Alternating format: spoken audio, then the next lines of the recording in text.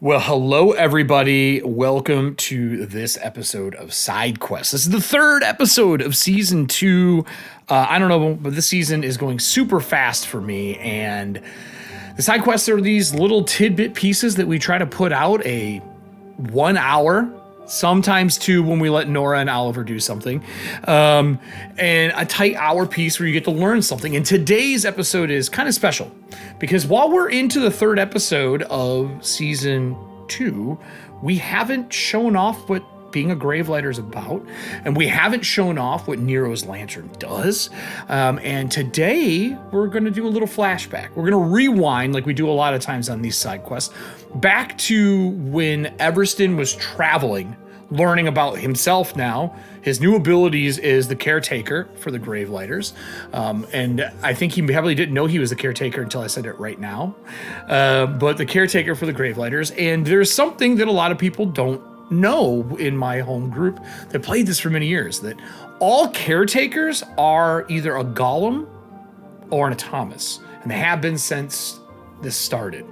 And there's some reasons behind that we may reveal during this if they do some good checks. But today we have Everston and Nora. So let me cut over to us here. Oh, how are you two doing? We've been yawning like crazy. We went to start this earlier, but we ended up talking forever.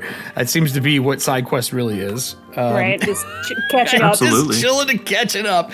So in this side quest, we are going to be traveling on, for once, a different ship. We're going to be on Everston's ship that we built in, like, I think episode 5 or 6 or something like that. So Very early. Are on, we're on a tugboat. What did you end up naming the tugboat? The Eerie Echo. So we're on the Erie Echo tugboat. This is a solo flyer. What did you end up deciding the engine was? Was this a Soul engine? Was this a Emerald Order thing? Man, I don't have handwritten notes for this one. I know we decided on the captain. Okay. Who was an Atomus with a Vulg soul. Yup. I do remember that. His name's Riggs. But Yep. I don't remember what we did for the engine. We may not have decided. What do you want it to be? May have been Tides. I think. Oh, you are right. It's a tide engine because we were saying it lets off all that black smoke because it's an old tugboat. That's right. I forgot about it. I get to play. Well, Riggs wouldn't be in this part besides dropping you guys off. So Riggs in a dark tide engine. I forgot we said tide engine. That's awesome. Those who are new, or if you haven't been a part of the Patreon, Atomus and anything that can be powered instead of using what we use is like for steampunk, they use souls for everything. There are exceptions to these rules, like the Azure engine or the Azure engine is a electrical engine, like a coil, think Nikola Tesla. And then we have the Tides engine, which runs off the dark tides. They actually dive into the tides. They have like ram scoops that suck it up, and then they use that to power it. And then there's the Soul engines that we've seen numerous times. And there is one that uses fire, but that is the Hand of Flame only. So we have a Tide engine. I forgot about that. And the group here, during our downtime, we took 1 year off, right? 1 year from season 1 to 2. And we're going to be doing this during Rising the 6th, that gap time frame, and 58 AS. I didn't realize until we talked that we're going into 59 AS, which I think might be the furthest we've went into Athantia history, is 59. Did we ever hit 60? Seems like it, yeah. We always start at 57.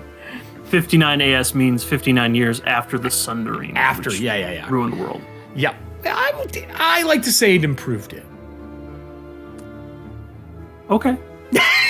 I feel like the inhabitants of your homebrew world may disagree with you. Yeah, they fucking hate it.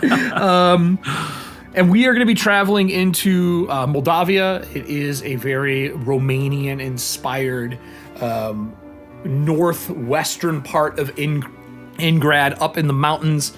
And this place is full of like high-rise spires of rock, not buildings. And they build on these little plateaus throughout this area, and they use gondolas to kind of go back and forth. Think ski resort, but like those lacquered black or green with like gold trim gondolas that travel throughout, because it's multiple levels for Moldavia.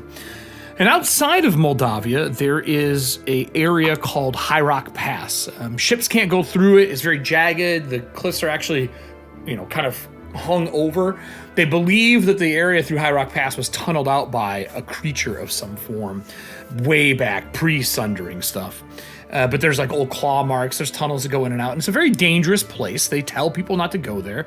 But Nora, being the investigator that you are, and looking into the Howitz family, and Olivier is on work release. Work release. Bullshit. With another character that used to play. And we'll see how that turns out, I'm sure, sometime this season. There's no way it can go great. And technically, they were on the train that crashed, and now Howitz is missing. But this happens previous to this. And you also dealt with Grigori, which was the Rathmore associate as well. Right. And that is in Moldavia.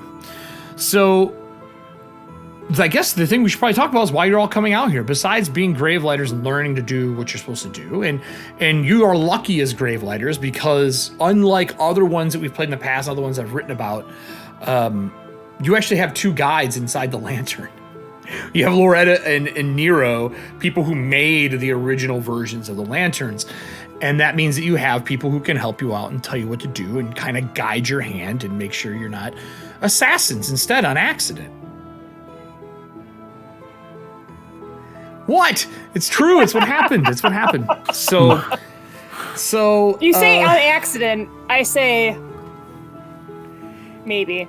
No, it was on Maybe purpose. a- I told you were I blatantly Yeah. lied to you and said that Yeah. Gravelighters are We're assassins. Yeah. Think Assassin's Creed, but evil. And I was Yeah. like, on it. On it. And then you're like, wait, we've been doing the wrong thing the whole time. And Kelly's like, it's all right. This is what Gravelighters are now. This is what we do now. This is it. So you had made some research checks. You know about something that's out here. You have been trying to follow the Howitz since you started your murder investigation. I'm sure they have like their own encyclopedia of books by now for you.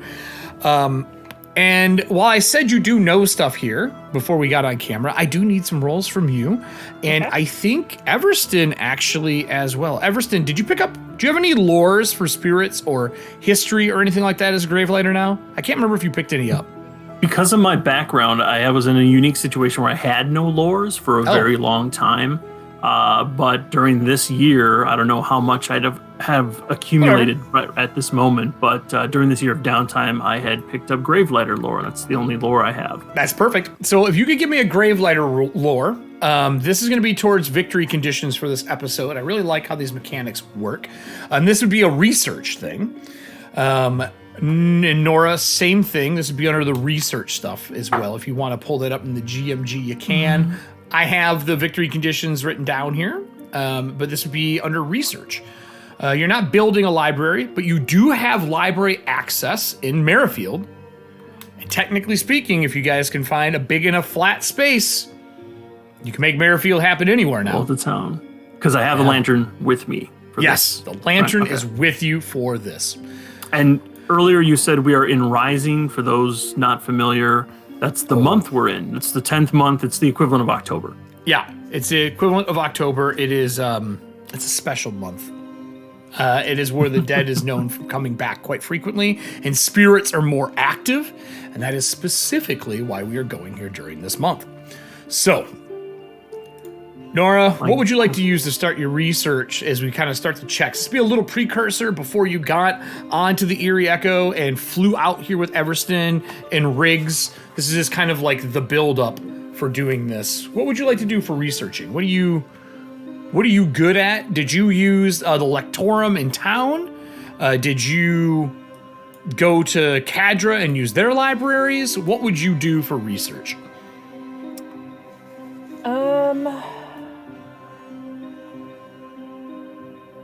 I think I probably so what does the Lectorum focus on? So the Lectorum, I if you missed go to that part. Lectorum, the Lectorum at this time would have been level 2. An old Ingrab Lectorum, a library and lecture hall built to further education. It grants a +2 to all research checks or recall knowledge. It takes 1 hour minimum to grant the bonus. If you're having a speaker, it takes a week to do it because you have to Right, bring the that's right. speaker in, which you could have done. There's a year of downtime. Yeah, I think I would have gone in and tried to use either Arcana or Occultism to figure out Okay. if he was like all or Liviane with the being a summoner. Okay. So I don't know which one I should roll. Do Doesn't both. Okay. I'll do Occultism first. All right. Let me make some notes. That's a 30. It's not a crit, but it definitely gives you 1. Okay. And that was for your occultism. Yeah. Okay. All right. And then give me your other check, and I'll give you some information. Oh, and Yeah. before we get too far, Nora will be my bonded ally for this adventure. I assumed, but for people she's watching, the only ally here. Yeah, for people. Well, Riggs is here, but he probably won't be here during what we're about to do. I was gonna say he'd probably keep on the ship, keep it safe. Yes, exactly. All right, so I only got a 20 Arcana. 20. All right. So Yeah. 20 but you got a +2. Did you add that from the Lectorum? And then it'd be a 22. Okay. All right. That gives you 2 points. So researching and having a speaker come in, you have someone from the True Faith that comes and talks about spirits, and during the years of darkness, which is Atlantia, the world, was clouded in darkness when the oceans went away. The oceans fell out. I mean, ships fell to the ocean floors if they were not saved by like sirens or mystical creatures or anything along those lines. They fell to the ocean floors. The tides washed in, covered the world. You could not see anything else, but ground level was the most dangerous. It would be like a tsunami washing inshore, but hundreds of miles inland and consuming the place in darkness. And it wasn't just for like a couple of days. It was for years. 5 years, right? 5 years was darkness, I believe. Years. I think that's correct.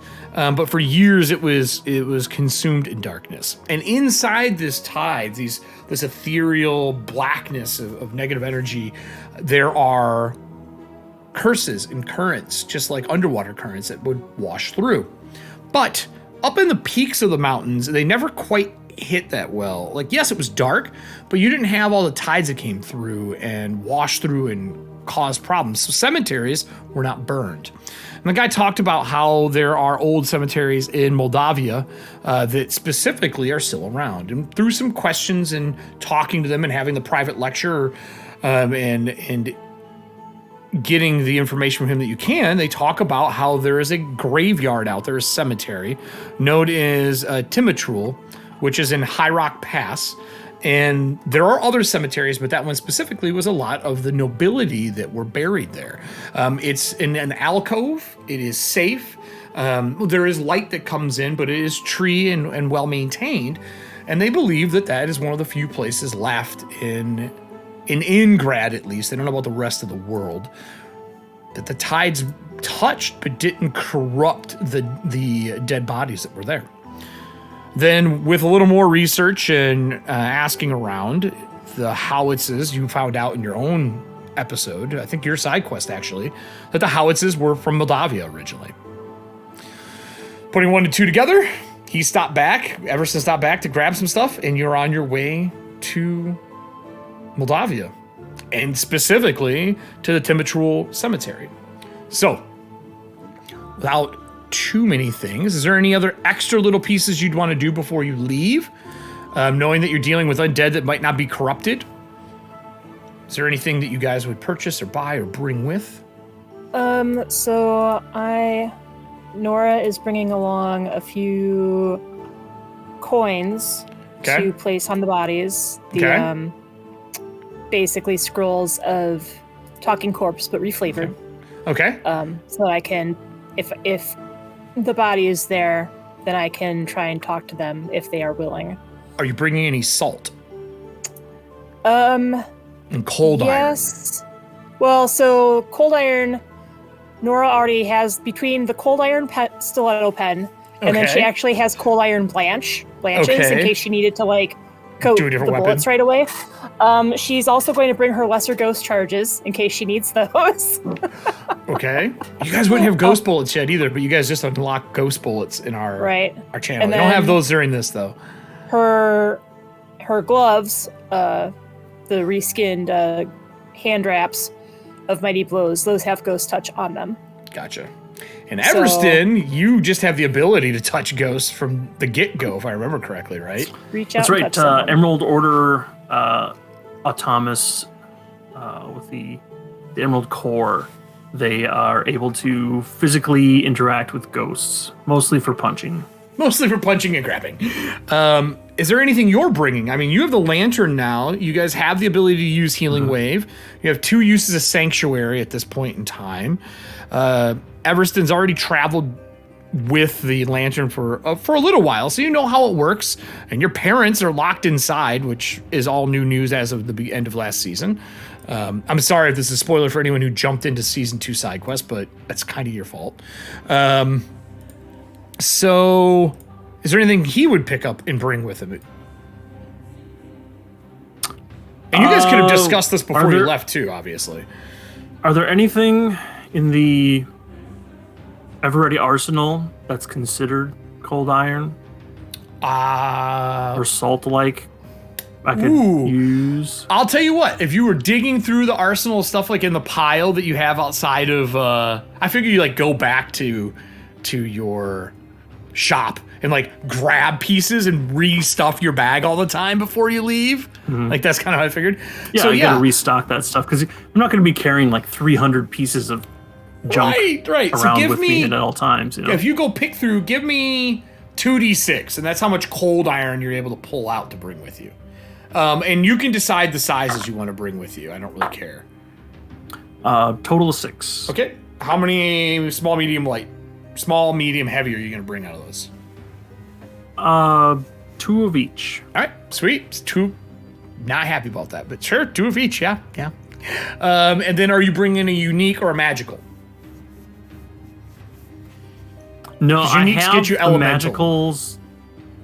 Yeah, which I have the shovel yet from way back when, the acid shovel of all things. Shovel. Yeah, that should be handy for getting through dirt if we have to dig these things up. So you're bringing which I that doubt with we'll you? have to dig them up. I'm sure they'll find. I'll bring that.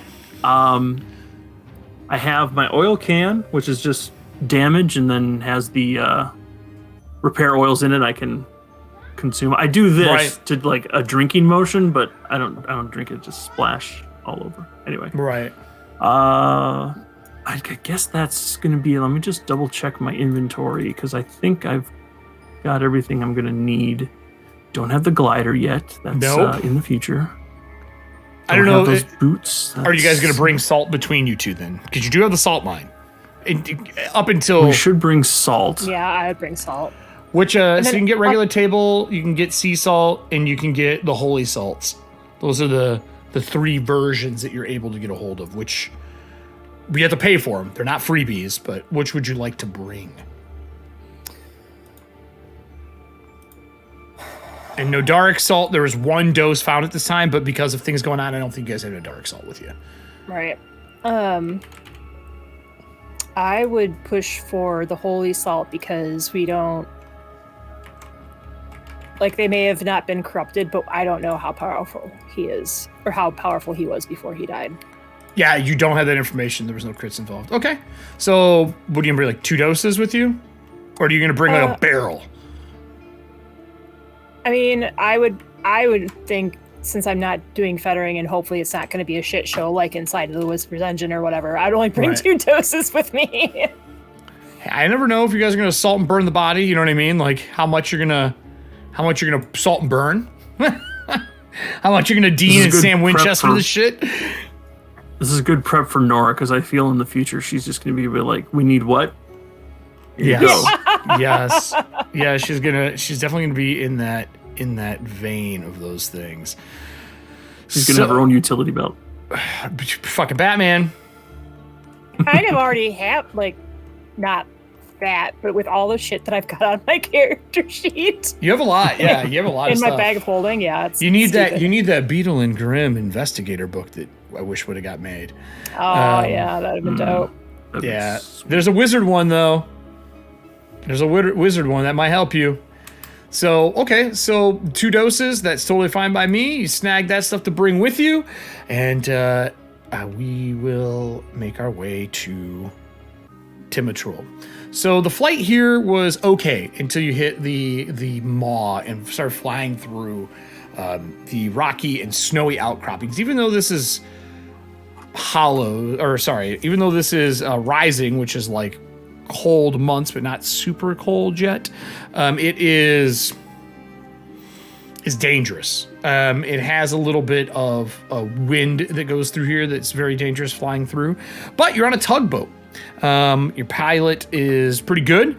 He would yell back after you guys have been on the tug for at least a week coming out here, and Riggs would yell back in that Thomas hollowed voice and be like, all right, we are really close. I ain't gonna be able to touch down inside the pass.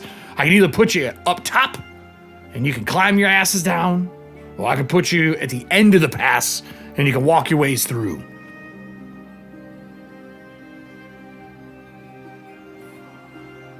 What do you think, Nora Tenwick? A climb or a walk?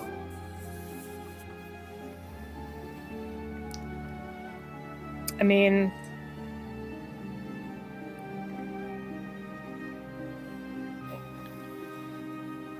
I feel up for a climb. I was like, I think you just asked Nora the toughest question she's had in 20-something episodes. I'm like, well, let's see. Part of me's like, if he's still there, he's already been there for ever. Yep. But on the other hand, a climb might be a good. All right. So climbing down. Good little stretch of the undead muscles here. So he pulls the tug over. He swings the crane around that's on it. He hooks a basket, or actually, he probably just hook it to a hook, an eye hook hole on Everston, just to lower Everston down. And then Nora, you could either hold onto the cable and ride down with, or you could ride down with him, or you could wait for it to come back up. There's no rush, but it would just show Everston on camera getting craned down into the canyon below. Anyway, and I'll switch this over. This gives Everston an idea for a hook magical shot item later on. Is it a hook shot? No. But there's a talisman he's gonna start making after the downtime. Oh, that's right, because you have talisman crafting. Magical items. It's gonna be great. So as you touch down, and Nora makes her way down as well. Nora, you can see the green light. Even though you're in the middle of the day, the rocks that grow over the trees here is pretty dark here. And as you're coming down, there are fires lit. There are spirits roaming around that you can see immediately. Everston, if they come within the sphere of the light from the lantern, you'll be able to see them as well. And they are just kind of roaming about. And once in a while, they'll kind of march through the area. They pay you no heed. They just march by. And they're just floating around, and they go to the gravestones and they check them. And you see part of the manifest is they like straighten like flowers and stuff that are there. And if a torch is out, they walk by and they make sure they spark and relight the torch with fire. And you see them spark back to life. And it's beginning to snow, but it's very subtle. The weirdest part about it is it's that in-between season where you have like fog and snow at the same time. It's not tides. Vision isn't impaired, but there is definitely a fog that rolls through this valley. And where the cemetery is, it is on a slant. And it goes all the way down, and you guys landed here. And then it goes out through that, what they believe to be a creature that tunneled a hole through the tips of these mountains in High Rock Pass. Where you climb down to the right of you on that tree, or to the north side, there is a sign that says Timitrul Cemetery, a secret that should be kept a secret. And that's all it says on the sign. And there's a pass that climbs up through, and then into there, you can see there's like a stony, flattened area where it kind of steps up, flattens out, and then it goes up again, and you can see a mausoleum in the distance. What do you two want to do? That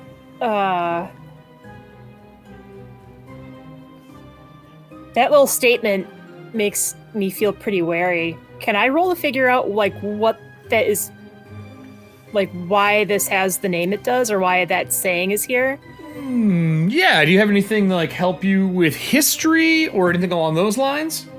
I'm gonna pull out the best GM screen that has been published by a company that literally has GM stuff in it instead of player shit. Society is for historical events. I would say society or occultism, because Moldovia is full of places similar to Wolflock. They believe in curses and whatnot, but they embrace them more like fairy tales, and the weird are just part of people, and they let outsiders in, unlike Wolflock, but they see outsiders as a way to make money. And it's more like, you ever been to like a resort where someone walks up to you and they're trying to sell you their wooden bracelets that nowhere else in the world you would spend $70 on? It's like that in Moldovia. They try to sell you things that, oh, you've never been to Moldovia. Welcome. You know, that kind of bullshit. Here's my sky scrimshaw bone necklace. And you're like, pretty sure this is painted wood. Like that kind of shit. Right. That is Moldovia. At its core, to an outsider, that's what it is. Okay. But occultism is the key. It's higher than religion is in their chart, because they don't follow the true faith. Right. I think I'm gonna do society because I've already done occultism, and that makes sense towards the research. That makes sense. I like that. Like, I just don't want to keep rolling occultism, especially if this is something perhaps not related to the cult, or it's related to religion, or some family just put that saying on there to make it sound spooky. Maybe it's a tourist trap. Who knows, spoopy, right? Yes, good old spoopy ghost. 25. Wow, okay. That's not enough crit, but it is enough to get you another one. It's kept a secret, and just looking at some of the names that are in front of you, and the spirits that are wandering, even the people who are the caretakers for the cemetery, are dressed really well. This is a well-to-do nobles area, but what you notice that is odd is every spirit that is walking around also has another spirit with them that they talk to, and they never seem to separate too far apart. Okay. So the way that I'm looking at this is like cemeteries kept a secret because A, Moldovia doesn't follow true faith. Yep. And then B, every spirit has another spirit. Yep. And I mean, going through the gravestones and looking around this area will probably help some with that, or speaking to the spirits if you want to risk doing that. I mean, you are grave lighters. If one gets out of line, you go, fuck you, and you beat it up and you put it in the grave lighter lantern, and that is all she wrote. So then, not to hijack anything Everston wants to do, like as these spirits are walking, like as that comes to mind, can I roll perception to see if these other spirits are humanoid in nature, or are they... They're all, from what you've seen, the two tandems that have walked by are humanoid. Okay. No weird, no elven, nothing like that. No fae, no Vogue yet. It was more like if they were kind of like Leviane's Eidolon. That's what I was trying to see. You would have to get close enough to be able to see a mark, and you would need to be within like 10 to 15 foot to do that. Okay, if you want to get that close. It was just more like I said, like if any of them... None of them are like those big tree-looking creatures or anything like that. Okay. No. Okay. No. But that is a very astute observation that I would say you might be onto something. Then I'm... Hero point. I might, yeah. Oh! I might go. Did you guys all bring hero points? Did you both bring hero points with you? I would bring hero points. I'm not marking them on my sheet just because I don't want to mess anything up for our session. So yeah. I got them here. So bringing 3 each. I am, yeah. All right, cool. What do you two want to do? If you have questions on the lanterns, because this is the lanterns, the first time we've really used them. I know both of you played in a Gravelighter before, a Gravelighter campaign. So you're welcome to ask questions if you don't remember how they work, but you can capture spirits and draw them in. It's a roll that they have to make. The weaker they are, the easier it is to do. I know every time I say that, everyone says Ghostbusters. It's not Ghostbusters, but it is similar that you are entrapping them in purgatory. Look at the trap, Ray. I guess I would kind of, because at this point Nora feels like Everston might have a little bit more knowledge than she does. On how to deal with spirits? Yeah, probably. On how to deal with them and things of that nature. So I would actually lean over to Everston and kind of keep my voice low, and he just turns super dark. What's happening? I have no idea. So welcome to the graveyard. Welcome to the graveyard. So what would you ask Everston then? I go over to Everston, I lower my voice, and I say to him, I am not familiar with dealing with spirits when they're just walking out and about. Do you know if we'd be in any danger of getting closer to them?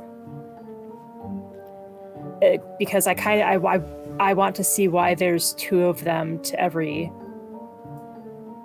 I want to see like why they're intertwined, if there's something there that has them.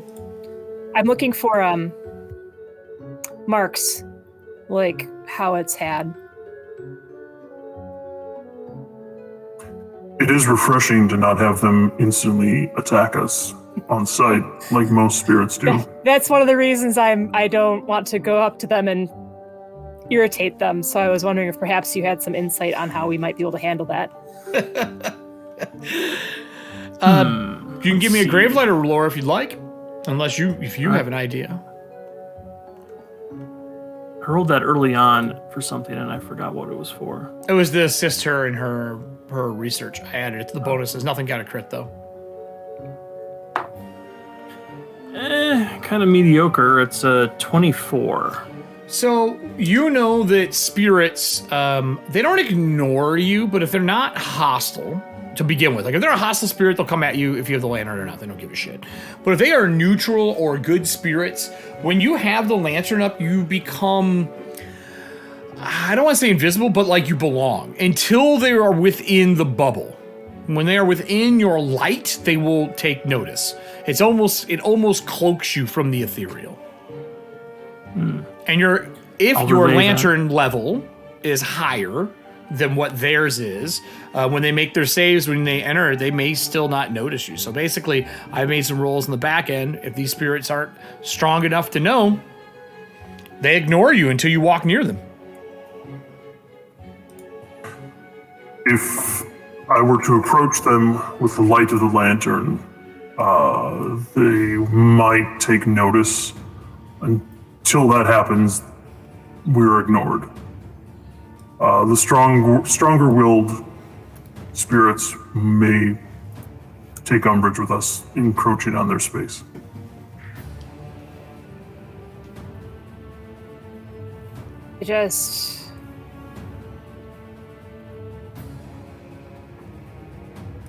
I feel like if the evidence that I discovered in investigating the killings in Merrifield, her father knew what she was and was encouraging her to continue her work.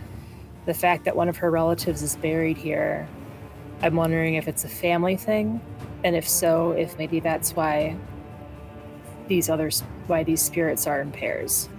And so I would like to get closer to them to see if there's the mark, or if the second spirit is perhaps their eidolon, I think Voss called it. So if you think that this could help us get a little bit closer without disturbing them, I would be willing to take the risk. I just don't know how far the bubble goes, or... You can see the light. It emanates green. It's basically the aura that is on the here. I'll take us back to the map. It is literally the aura on the screen. I think this might have been like one of the first times Nora saw it. It would be, unless you probably taught her on the flight here, like the basics, I would assume, right? Yeah, because we're all gravelighters, so we should all know how it works. You all have the band on your wrist, the mark on your wrist from it. So yeah, I mean, you would know the basics, but you just haven't been near the lantern or in it is the big one to learn anything. When you go into the lantern, that's when like you can converse with Nero and Loretta. He can converse with them at any time because he's got the lantern. It hangs actually in front of the 13-sided engine that he has inside. Right. So if you want to make your way towards one, you're welcome to. You can see all the ones that are on the map, Nora, because of your ability to see... you see living things, don't you? I see living, but I've got imprecise undead sense. That's what it is. That's imprecise undead sense. So how far do they have to be for you? Is it anyone within line of sight? 30 foot? Feet. So you saw that one that passed through, I would say. Okay. And that's within 30 feet still. Okay. So then I would just kind of nod at Everston and then maybe go like here, because then that gets me within the 10 to 15. It is this one is a teenage boy. Looks like he within that 15 to 20 kind of range kind of thing.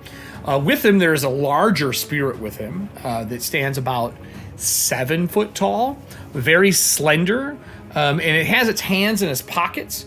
But when the boy walks over to the tombstone that's here, And he bends down and like clears the space. His hands become material. They're all wearing the death veils. They're all wearing the black and the death veils, but their bodies underneath are like an eerie, dripping green. He bends down and starts doing it, and you see the guy pull his hand out of the pocket, but it is long. If his hand was down, it would be almost to his ankle. Okay. And he puts his hand on the shoulder, and in Hollow, because you can understand Hollow. Todd, you know, Everston knows Hollow too, right? Yeah? Okay. That's right. He says, Junior, it's okay. The stones are clean enough. Our job is to only make them last forever. Let's go. The next one. He's like, yes, but I feel drawn to this one. He's like, let's go, Junior. And they turn to start walking to the next one to check it. Are you going to interact with them? Well, I was looking for signs, sigils, or markings, like... Yeah, give me a perception roll if that's what you're doing. Yeah,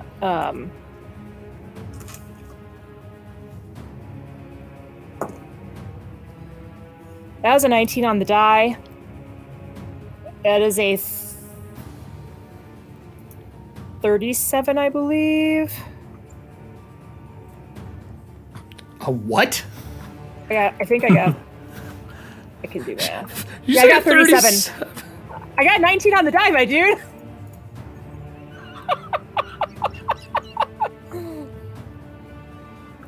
Crits.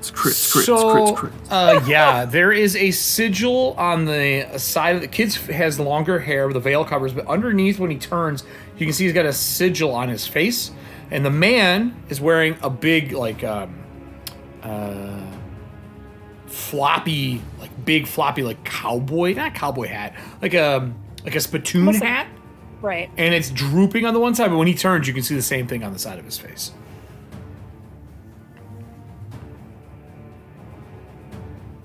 So then would I make an occult to see if that's... Yeah. Okay. I could give you more specifics on when you make the occult, other than they both have a sigil. Right. And Todd, you're welcome to make a Gravelighter lore if you want, because there's something special you might know about this Gravelighter lore. Okay. I only got 25 occult on that one. 25. Yeah, when they pass, when one dies, the other dies. They share vitality together. You remember when you fought Howitz, when she got crushed with a piano, the other one went down as well. Yeah, right? The Eidolon went down as well, so they definitely share. You don't know the sigils well enough to know what they mean, but the Gravelighter might, or not Gravelighter, but Everston might. What did you get for your Gravelighter lore? 30. 30, okay. Specifically, when you were dealing with Eidolons and dealing with things of spiritual nature, if people are bound together, that means they usually share a soul, or they have a soul tethered together. That sigil's the same, and that is the lifeline between them. You do see them separate apart, and if they go near the light at all from the lantern, you can actually see the thin, wispy line that connects from one of their marks to the other. Can't see it normally, and Nora, you would know that you couldn't see it at all when you fought against her, or when that thing was around chasing you. You couldn't see it at all. But with the 30, I will give you something that's a little more, I would say probably a little more rare knowledge. Eidolons come in different styles. There are ones that are part of the Angelics. There are some that are part of the Pacted. There's ones that are tied to nature and bestial style ones. But there are some as well that are tied to forgotten creatures, and ones that are tied to spirits or phantoms. Specifically, when people die, sometimes the spirit of someone near them binds to them, and that becomes their Eidolon. But in death, as a Gravelighter, you've learned, when a summoner dies and their Eidolon dies with them, they both become spirits together. And they retain a lot of their abilities when they were living. It's they're more dangerous in death than they are when they're alive.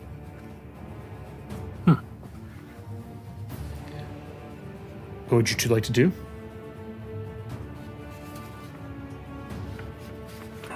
Well, I definitely want to be careful exploring this cemetery. I don't want a 2-for-1 knockout punch coming from a 2-for-1 these. special. Yeah, I don't want to get tag teamed. I think that as long as they're being relatively neutral, like if we walk past other ones, I would kind of do the same thing. But at this point, I think I go back to Everston, and between the two of us, you know, I believe that these are all, or at least a fair chunk of them, are summoners with their eidolons. And now I'm more convinced that Alexander Howitz is perhaps a summoner as well, and maybe he knows what sort of plan his family was trying to enact. So I would like to try and find his mausoleum slab or gravestone or So you're going to search this place. So I guess my question to you two is pretty simple.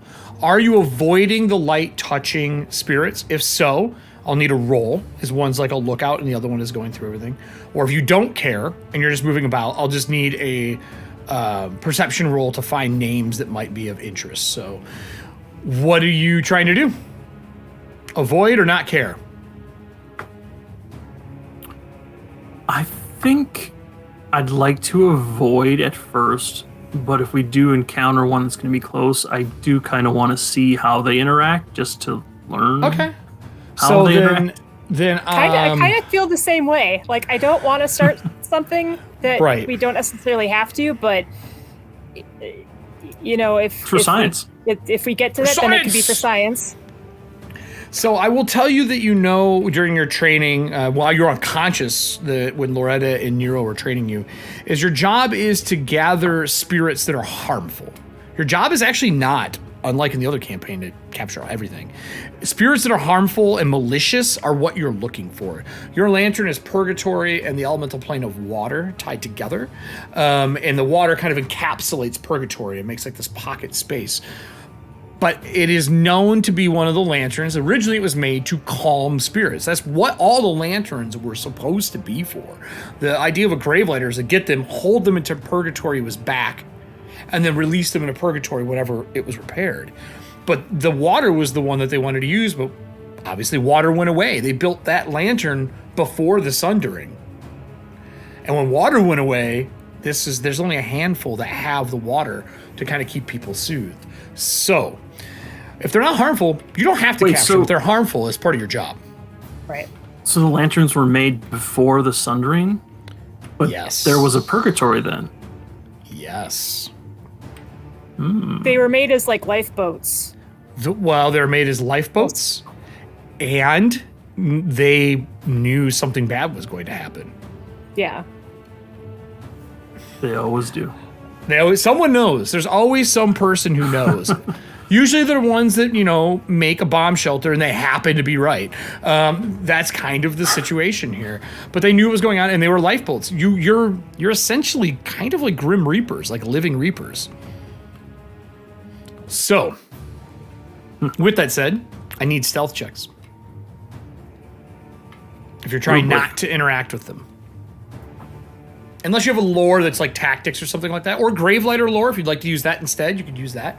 I would allow that to like know how far your distance is, being able to walk by them. That would be acceptable as well.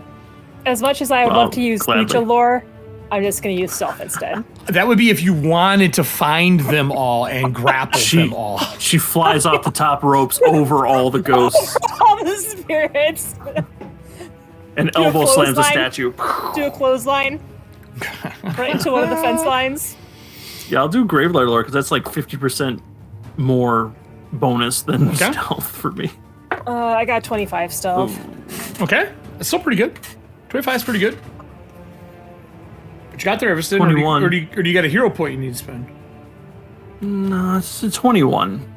You're good with that? I kind of want to tangle with them at some point, so might as well be now. So you're pretty good. I'm going to move the map over a little bit for everybody.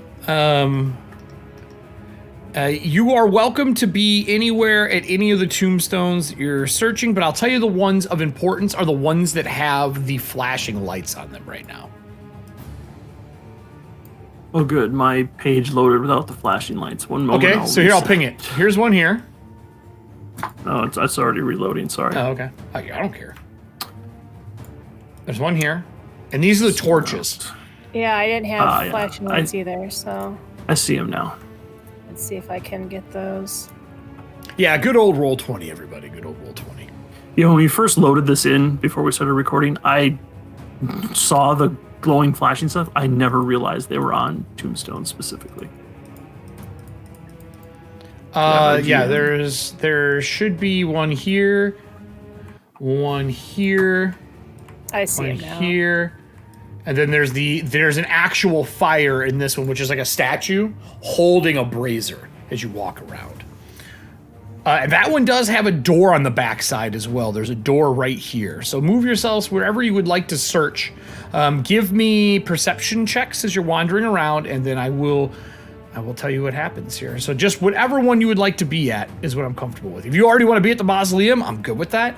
If you want to check the torch area out, I'm good with that. But all the ones that are lit, once I get a perception check and a society check, I can give you a little bit more information.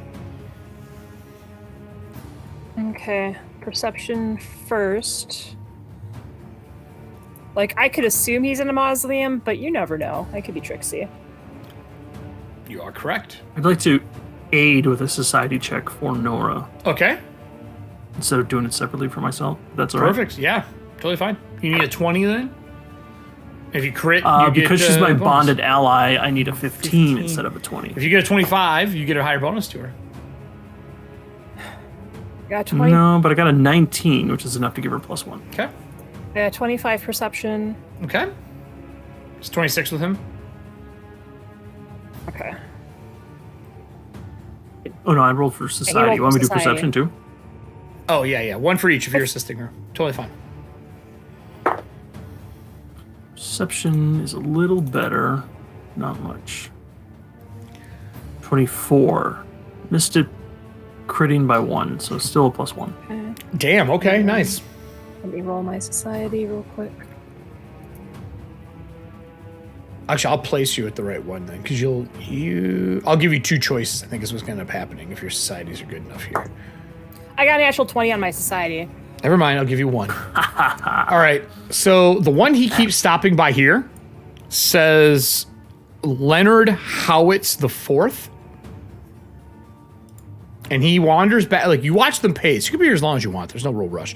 But he'll basically do the outside circle all the way around. This one here does the inside circle all the way around. This one here tends to something around these trees here and here on the map, which you guys, I'm going to zoom out a little bit for those who are watching. The trees back over here. And then this one here tends to tombstones on the outside edge of the building that you'd see here. And this one tends to the center and tends to the lanterns on the doorway. Move that fire a second. Like so.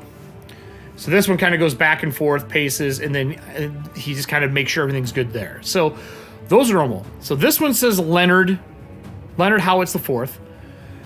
You And do which one is over it on the here. map? What's that? Which one is it on the map? Right here. Okay, that one. It's and you hear the taller man call him Junior, and then when the kid keeps going back, he finally says, "Leonard, stop! It's your own grave. Stop!" And he like wanders him away from it again. So that's the one thing you would know. And then after that, the one that wanders back and forth between these two, he does circle around the back of this as you guys have been patrolling. And he leans down and there is like 2 drawers that would slide out. And he sticks his head in and sticks his hands in and checks them, while the bigger one stays upright with the veil on his face and watches. During that moment, he rounds a corner while you are all looking at something else and bumps through your sphere at one point in time as you're kind of checking these out, doing your checks. And he stops. The big guy turns and looks at you and he goes, "Who goes there?" And he kind of like raises his hand up over the veil like he can't see you.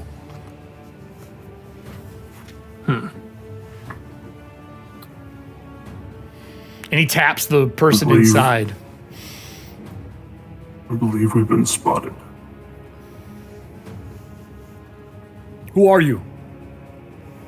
I can see your outlines, but I cannot see you. Who are you? Come closer.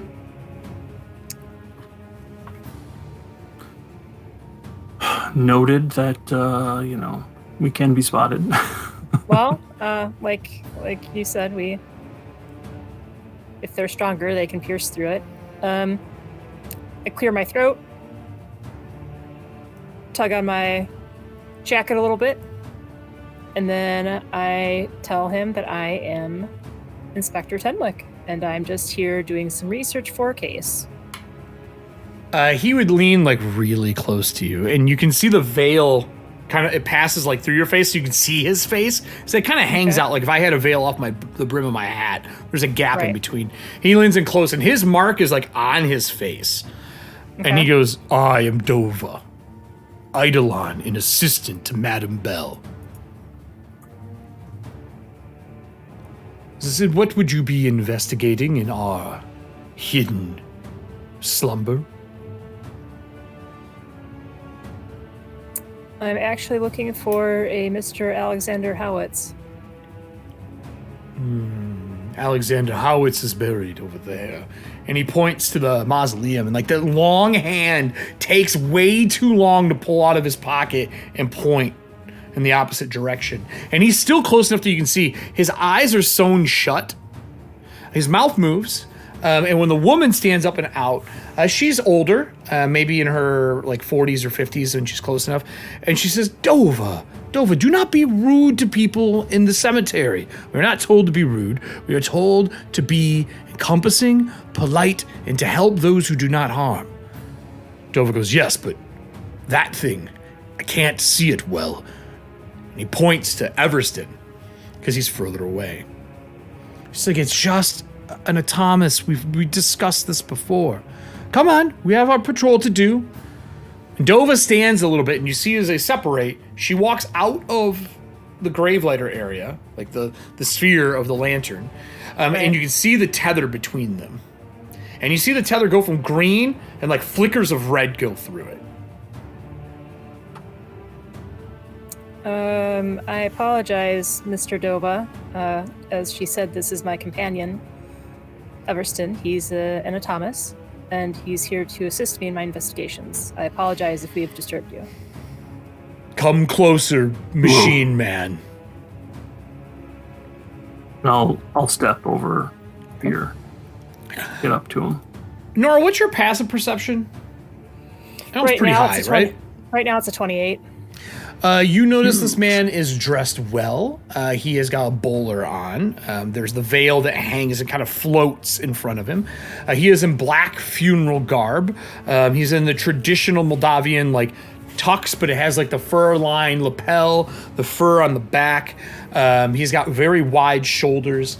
He's wearing boots that are metal tipped on the ends of them, probably for like walking in the snow. Why do they have like little spikes? Because they live in the mountains.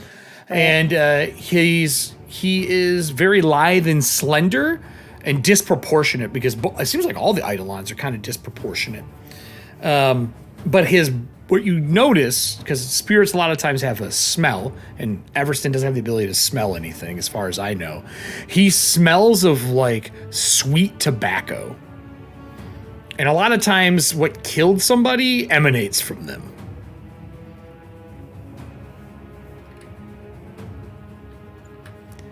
And he goes, I don't like visitors. Smells like Taco Tuesday. Taco Tuesday. How he died. Dude, if I died from Taco Tuesday, let me tell you what. But yeah, he stares over and he says, I don't like uninvited visitors. They are very dangerous, and they are known for destroying our place.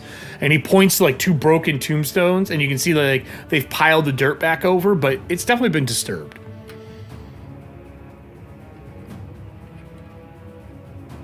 We're purely here on a mission of discovery, of gathering intelligence. I will not.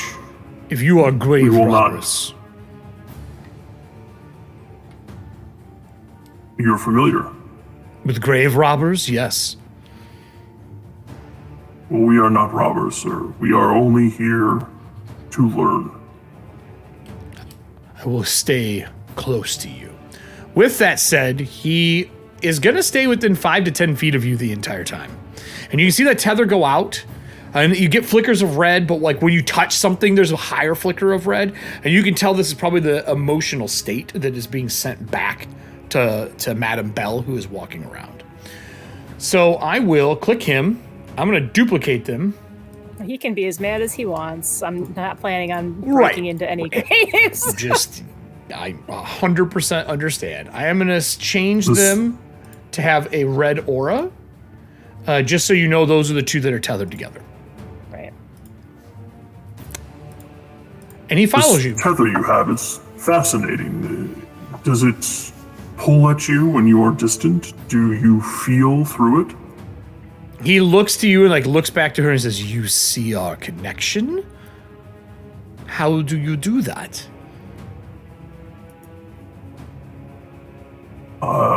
As I said, we are here to learn. It's something new to me and to all of us, so we are trying to make sense of it all. That long hand reaches up and he like strums it, and you see it wave, and she turns back and looks. She's like, "Dova, leave them alone." It's like, "He can see our connection, madam. The thing can see it." She's like, "Again, not our concern. Come here." And he disappears, and a moment later reappears next to her. Neat. I mean, I didn't want to get in trouble with his. She was more yelling at him. She doesn't seem upset with you at all. As long as you're not destroying that's what I'm things. saying. Like, I didn't mean to get him in trouble, but if he's going to be that way, I guess, right? It's just how it is.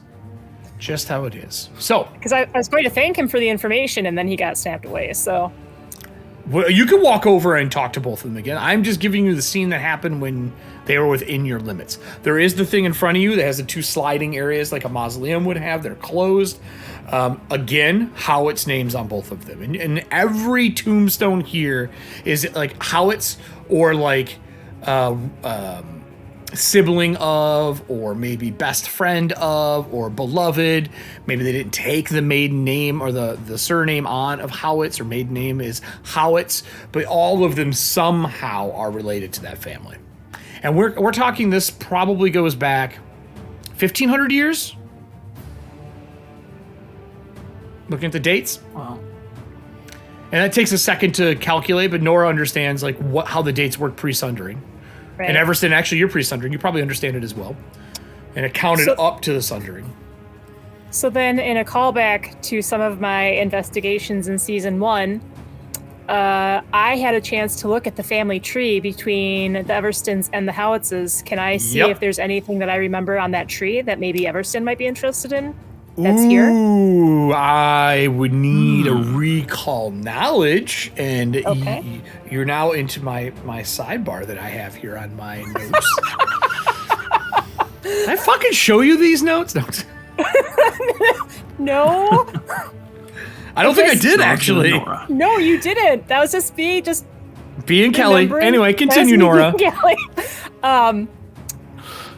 If Sabrina was here listening to this right now, oh my God. I think probably going to be society check again. Yep. Because I'm trying to remember the histories that I saw on those Recall documents. knowledge is going to be pretty difficult, but you have your own notes, but you're not in your office. You don't get like any crazy bonuses or anything. Right. Let's see what you got here. And Everston doesn't remember much of that. He does have some of his knowledge back. You could talk to Loretta or Nero. Remember that. Doing a hero point for that one. This is right. pretty important. I feel this is very important. Might not be. But Nora's like, Okay, that's a lot better. 19 on the die. Ooh. 34.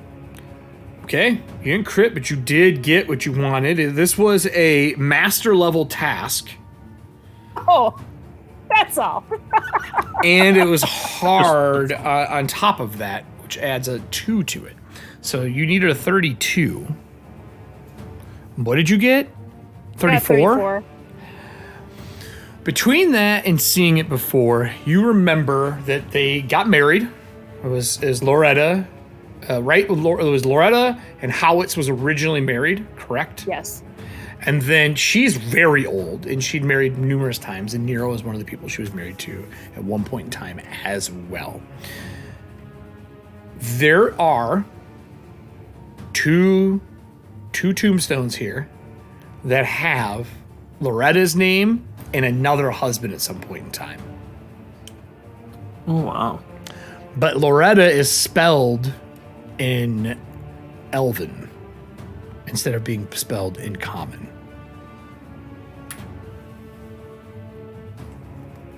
Good on you. And the husband's name. I have Sylvan as a language. Cool. Isn't Elven its own? I thought you had condensed them for Atlantia. I did 5e. Okay. Well, hold on. I have languages pulled up because this is a conversation we have every time. You know what? I should add a languages table list too. Because if it's not, then I would need to, because I had picked up Sylvan thinking it was Elven for Atlantia for PF2E, and so that's why I had it. Because I wanted to be able to read all that stuff with Loretta, so I will have to fix that on my character sheet. That's fine. What were you going to ask? How old are the stones? What does it say for like dates on the stone? Her up to 1,500 years ago, and hers is 900 years old that's out here. Is it both of them are 900 or like? Yep. Okay. Both died 900 years ago, is what it says. I meant both of the tombstones with her name on it. There's one tombstone, and remember, they're side-by-side tombstones. Right. It's two people buried in a spot. So it's Loretta and then Nero's name that's here from that many years ago.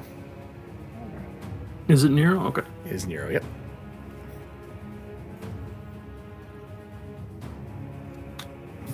Nero's last name is Howitz.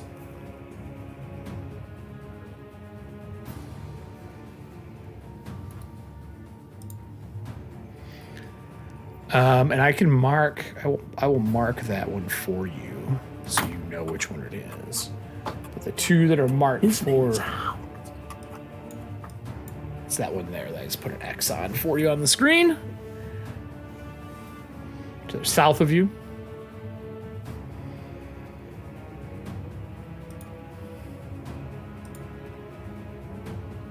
So something's up with Nero too. He's not just human. Good question. Well,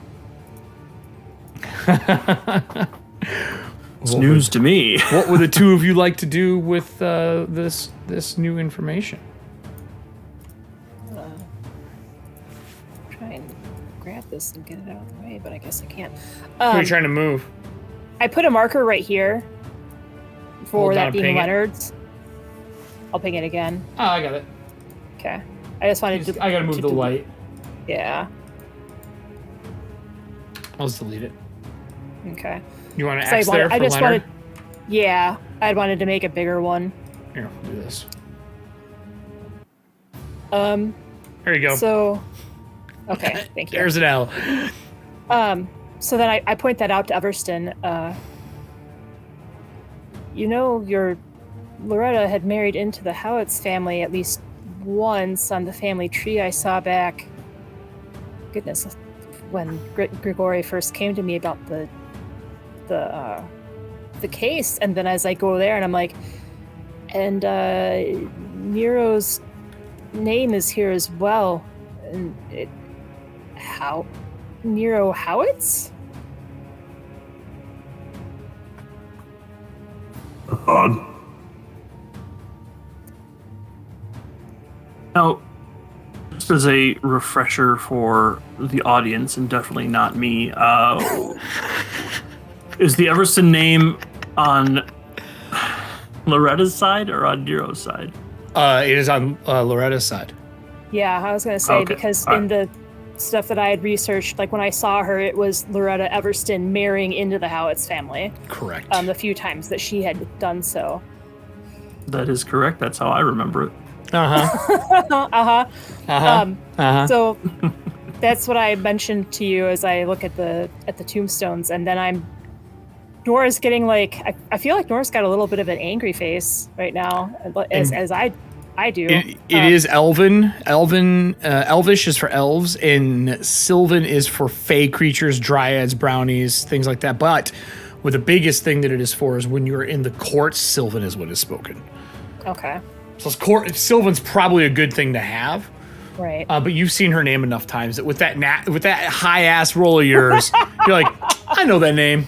I've seen it before. I've seen that before.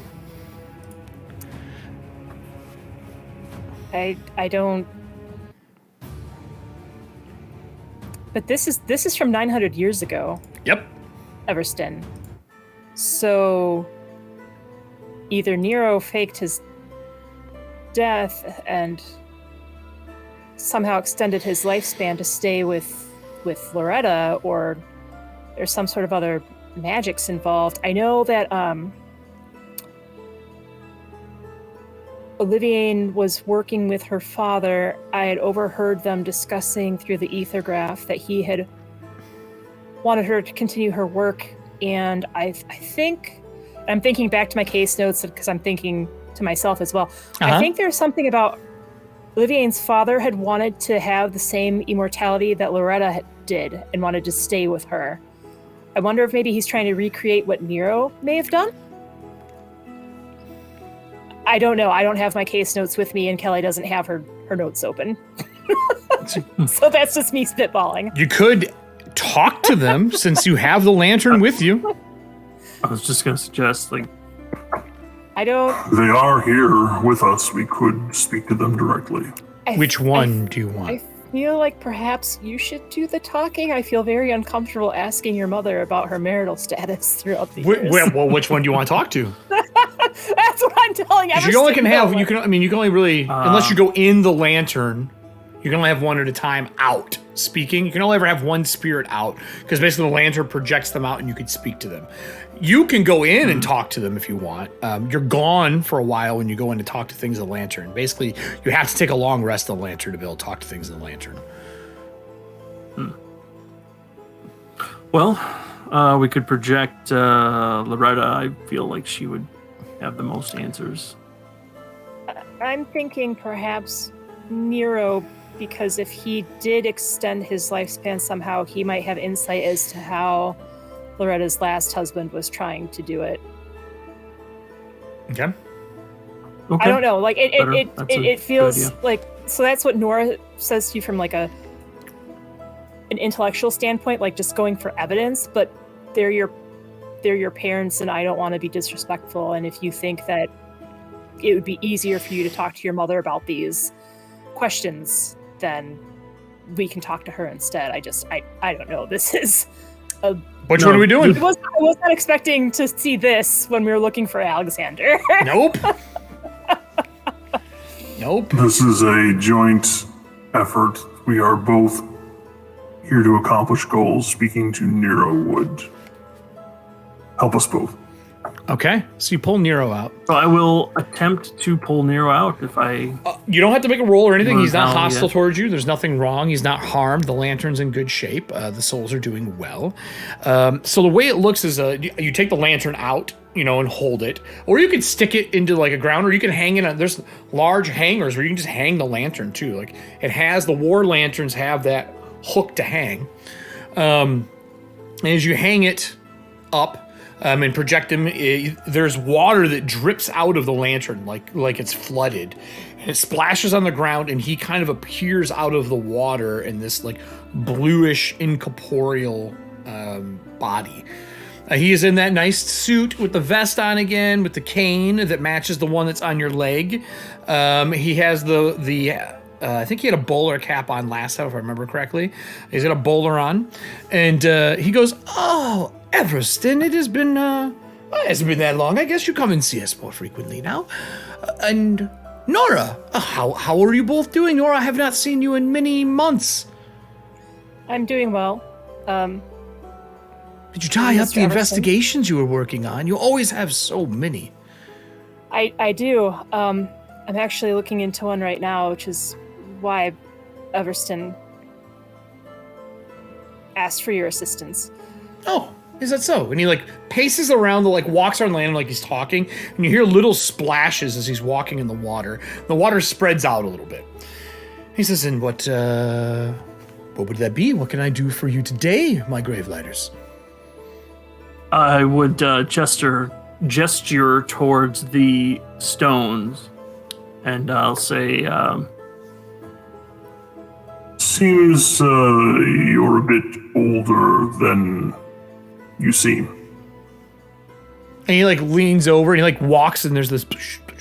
As he walks over him, he leans down and he pulls a monocle out of his pocket and puts it in. And he goes, "Well, I mean, the names are Loretta and I. What is your question exactly? I'm sure we were buried somewhere, but I don't really remember that. It's been quite some time, and honestly, most of my memories now are the memories of the people on the lantern, not my own as much." As you see the date here, Mr. Everston, this was 900 years ago. Oh, and you're out of habit, because there's no reason for it. Right. He's like, "Oh, you're right, this is 900 years ago, and we are in 59. Yes, that is a good chunk of time. Huh. I didn't know I died that long ago. I remember being in the manor, though, Everston's manor, the estate, and I don't believe it to be that old." No, it's not. The reason I'm questioning you, I suppose, the reason I'm questioning you, Mr. Everston, at first she's kind of "Am I in the investigation?" Now you are, yes. I've never been a suspect before. Not a suspect, but definitely perhaps a person of interest or a witness. Oh. Or I'll take that too. Expert testimony. So Loretta's latest spouse. Oh, ex-spouse. yes. She's been married many times. I've met a few of them. I'll be honest, I didn't like any of them. He's also he also shares the name Howitz. And your investigation, the Howitz. I Yes. remember that. Yeah. Yes.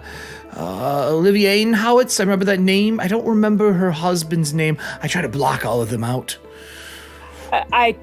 Understandable. But one of the reasons in my investigation, I had found out that one of the reasons they had fractured was because he was trying to gain some sort of immortality so that he could stay with her. Yes. He is pacted, or at least his blood is pacted. I don't know how far back his lineage goes, but I mean, I'll be honest, Loretta said that he spoke to candles and sigils and weird things like that all the time, but in the pacted tongue. I don't speak that language. It's foul. It sounds like you're vomiting your intestines up with some of them. Sorry, the question. Yes, I don't know much about him. And you say Howitz is that on the tombstone? With your name, yes. It says my name. Howitz. Yes. So the reason that I'm asking is I was perhaps wondering if you had succeeded where he had failed. Being immortal? Well, I mean, your memories, and I believe with Everston's memories, you were around much later than 900 years ago. So I'm assuming you must have found some way to survive the 900 years plus in order to make the lantern. So I was thinking perhaps you had succeeded where the latest spouse had failed, and perhaps he was trying to recreate. I was no mage. Your path.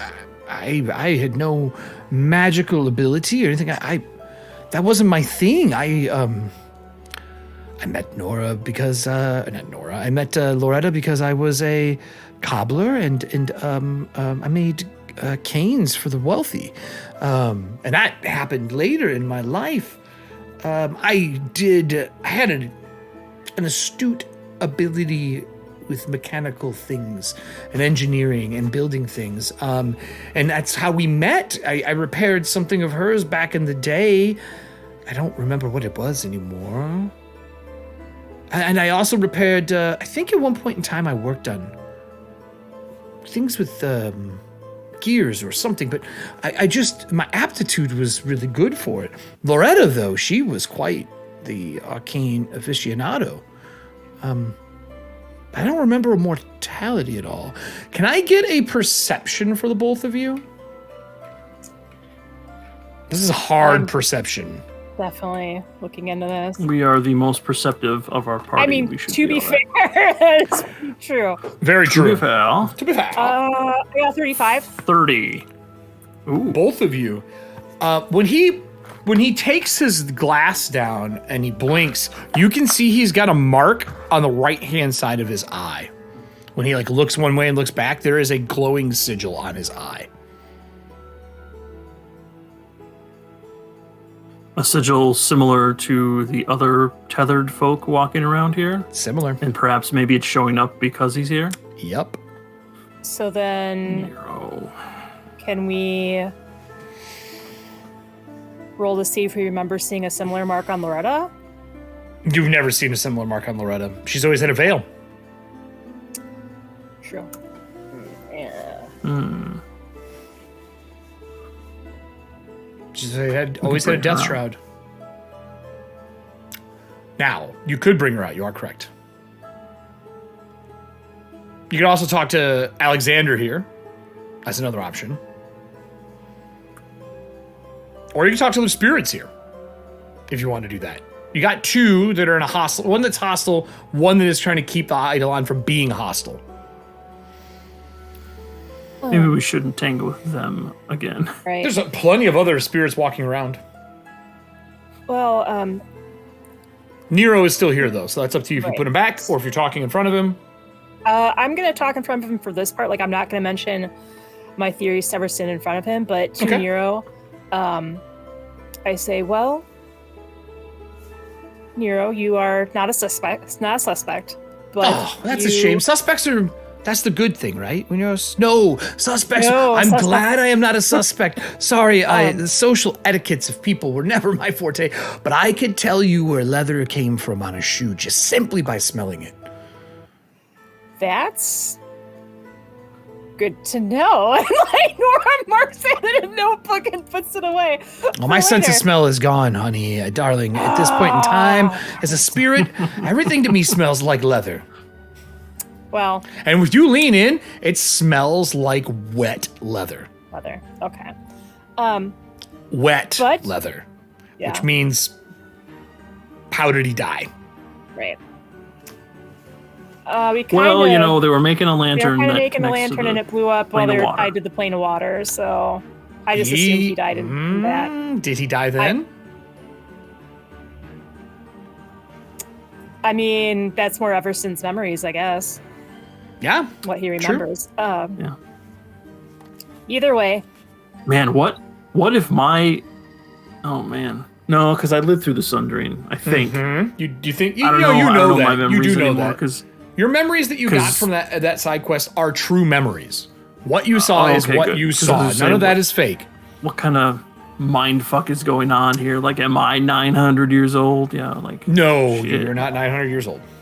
But I think Nero, I say he's not a suspect, but he definitely did provide some testimony and some information that I can use in trying to figure out what Olivier was up to. Well, would you like me to tell Loretta to come out here? I mean, she has been quite busy. The yard has had a problem with some of the people that you've put in recently. They are quite angry spirits.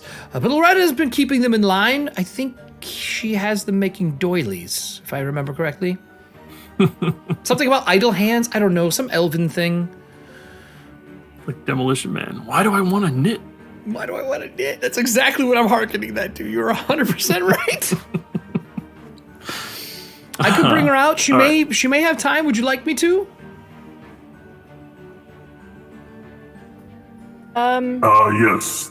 I think so. Thank you for your help, Father. And he walks in the water and he goes back to the gravestone before he leaves and looks at it and he's like, quite odd. I just don't remember being that old. And he turns around, walks back to the lantern, and the water kind of absorbs back up in reverse into the lantern, and the light flares again, and there's a little bit of a mist that comes out of it as the water is vaporized from the daylight. Everston? Oh shit! I'm sorry, Kelly. Were you done? So no, I was done because I was basically wrapping up the interview. Okay. I was wrapping up the interview. You are not a suspect. Yeah. But you definitely did provide some expert testimony. Yeah. Oh, he's happy about that stuff. He's like, I did a good job. When Loretta comes to the Columbo, like, oh, one more thing. One more question. I was wrapping up the. When Loretta comes though to the glass on the E on the lantern, the same logo that we use for our show, and you hear her voice. She's like, Everston, do you need me for something? Oh, actually, she would call you Horace, actually. I don't think she would call you Everston. She knows your name. She'd say, Horace, do you need me for something? I am quite busy. There's some rambunctious spirits in here right now. I'm getting them in line. I kind of, look to Everston and I kind of very subtly shake my head no. No, don't fucking bring her out. Because there's something I want to talk to him about. I don't want her here for it. Also, we gotta remember Nora met the picture of her for quite some time ago and went, maybe not dealing with her angry is good. Yeah, not dealing old with her and when she's super not powerful. angry is good. I don't want to deal with a 2,000-year-old elven woman who's pissed because we took her away from her doilies. A spirit walks by you guys and says nothing, walks through it. I rolled a 3 on my save. They walk right by and go back to what they were doing. Not at this time, Mother. I do appreciate your asking. You hear her go, Nero, get your facts straight. And then her voice. Everston? Do you know how some Eidolons are actually the family members or phantoms of loved ones? Yes. Did you see the mark on your father's face?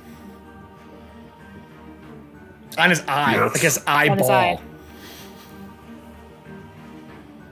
I think we might have figured out how your father could have lived so long.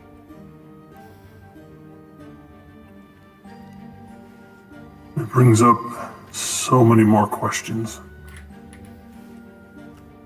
But that's why you're here. Right, Nora Tenwick? Yes.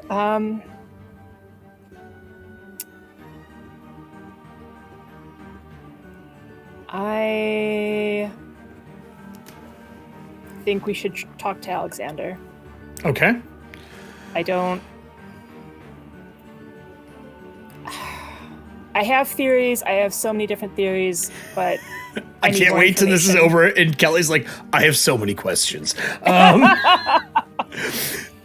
I think I share I'll share the one that I have as we're going over to Alexander or to the mausoleum as we walk over. I just say I feel perhaps Olivier's father was trying to accomplish something that he couldn't, or perhaps trying to find a way to replace Nero as Loretta's spiritual partner, because I feel kind of weird just calling Nero an Eidolon, because I don't know for sure. A and B, it seems a little husbando. Husbando. just trying to be sensitive about the situation, So that's kind of what we're discussing as we're walking by. I'm like, I think perhaps Olivier's father was trying to do a ritual to replace Nero. You're muted. You're muted. As you approach, sorry, I had to hit my button. As you approach, you notice that Dova and Madame Belle are speaking to one another, and she's like, listen, people are allowed to visit the cemetery. That is the point of cemeteries. Your anger is unwarranted. And she turns and goes, just be peaceful. And he turns and looks at you and goes, welcome to Timotul Cemetery. You're welcome. And he rolls his eyes, and you can see it through the veil. And she goes, better. She goes, can we be of service to you? We take care of the tomb of Alexander Howitz, along with a couple that are unmarked over there. Actually, yes. I do not wish to disturb the inhabitants already more than we already have. No disturbance. You're not digging graves up like the other ones that we caught. You're more than welcome to walk around. The mausoleum can be opened as well. Is he still there? Like, is he around for us to talk to? Because if he's not, well, he is not allowed to lead the confines of the mausoleum. If you go in, I do ask you to put these on. And she opens up a small wooden box next to the door, and she pulls out 2 amulets with a symbol on the amulet. You can make me a religion check if you want, but it's old. I mean, you're both welcome to make it. I got a natural 20. Probably not a 20. I got a natural 20. So you got a 20, and what did you get? You got a natural 20, Kelly? What'd you get, Todd? 20. I got a 20 total. A 20 total. Okay. You don't recognize it. It's nothing in your lore that you know of. Maybe if she mentions it, you might be able to make another check because you've been given new information.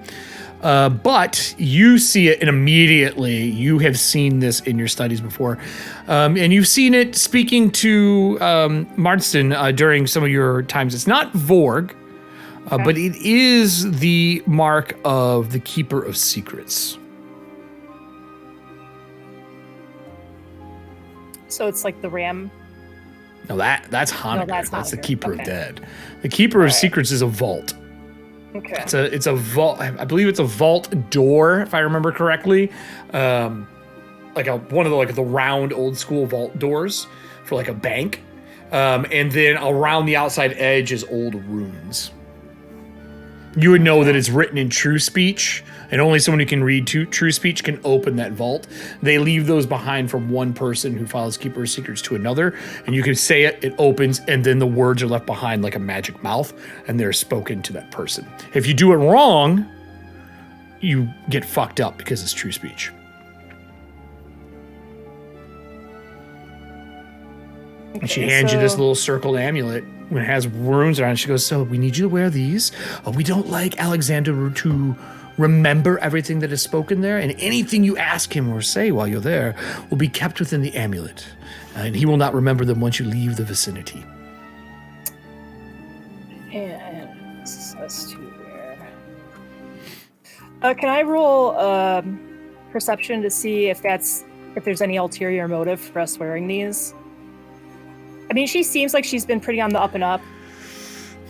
I mean, this is how she would let you in with no problem. If you refuse to wear them, they may not let you in. No, it's not that. Like, I'm not saying no, I don't want to wear them. I just want to see if there's an ulterior motive behind us wearing them. Just I guess a perception would be it. You're trying to read a spirit. Yeah, I know. But she's somewhat humanoid in nature, and she has the temper of a woman who's like, would you stop being a jerk? So maybe I'll have a good chance. The spirits are common in this world. It doesn't seem to be one. It seems to be something that was put in place, and she's just simply doing her job. Okay. Then I kind of look at it and I nod. Mm-hmm. I have no problem wearing this. Everston, I think if you wish, I don't know if there's room for him, but I would nod to Everston like we can. These are probably safe for us to wear. We can. Oh, they do not harm you. You don't lose your memories or anything like that. It's simply to make sure that they don't remember. The last thing we want is Alexander getting outside knowledge. If you know what I mean. Yes, actually, I do. Excellent. Well, here you are. Stay as long as you wish. We will be outside. When you're ready to go, please knock on the door 4 times. Okay. And she does it on the wall. She's like, and the doors open. And Dova looks to both of you and goes, "Enjoy your time." At this point, I feel like he wants us to be grave robbers so he can do something. Correct. You're 100% on the nose. He's just like, oh, I see. All this time, no one's been here. Someone's here. We're not going to do anything about it. Right. So it opens up. Inside, there is a set of stairs that go up and around this sarcophagus in the middle. The sarcophagus is open. There's a man sitting against the southern edge here, sitting down, leaning like someone who's just been trapped in a room for a long, like a kid pouting, leaning against his bed. Okay. Alexander looks like he's in his 30s. Very pale skin, not a spirit. Okay. He looks up as soon as you guys walk in, and he like stands up like unnaturally, like stands up like vertically without like putting his hands down in the standing position. He turns around and he goes, "People, people. I can't tell you how happy I am to see." Oh, neither one of you are alive? Bother. I mean, in the clinical terms, no, we are not living. So no blood. I mean, I have some, but it's rather dark and sludgy. I'll pass. I've fed on demons before. It's not good. Not a demon, but probably infested with dark tides, to be perfectly honest.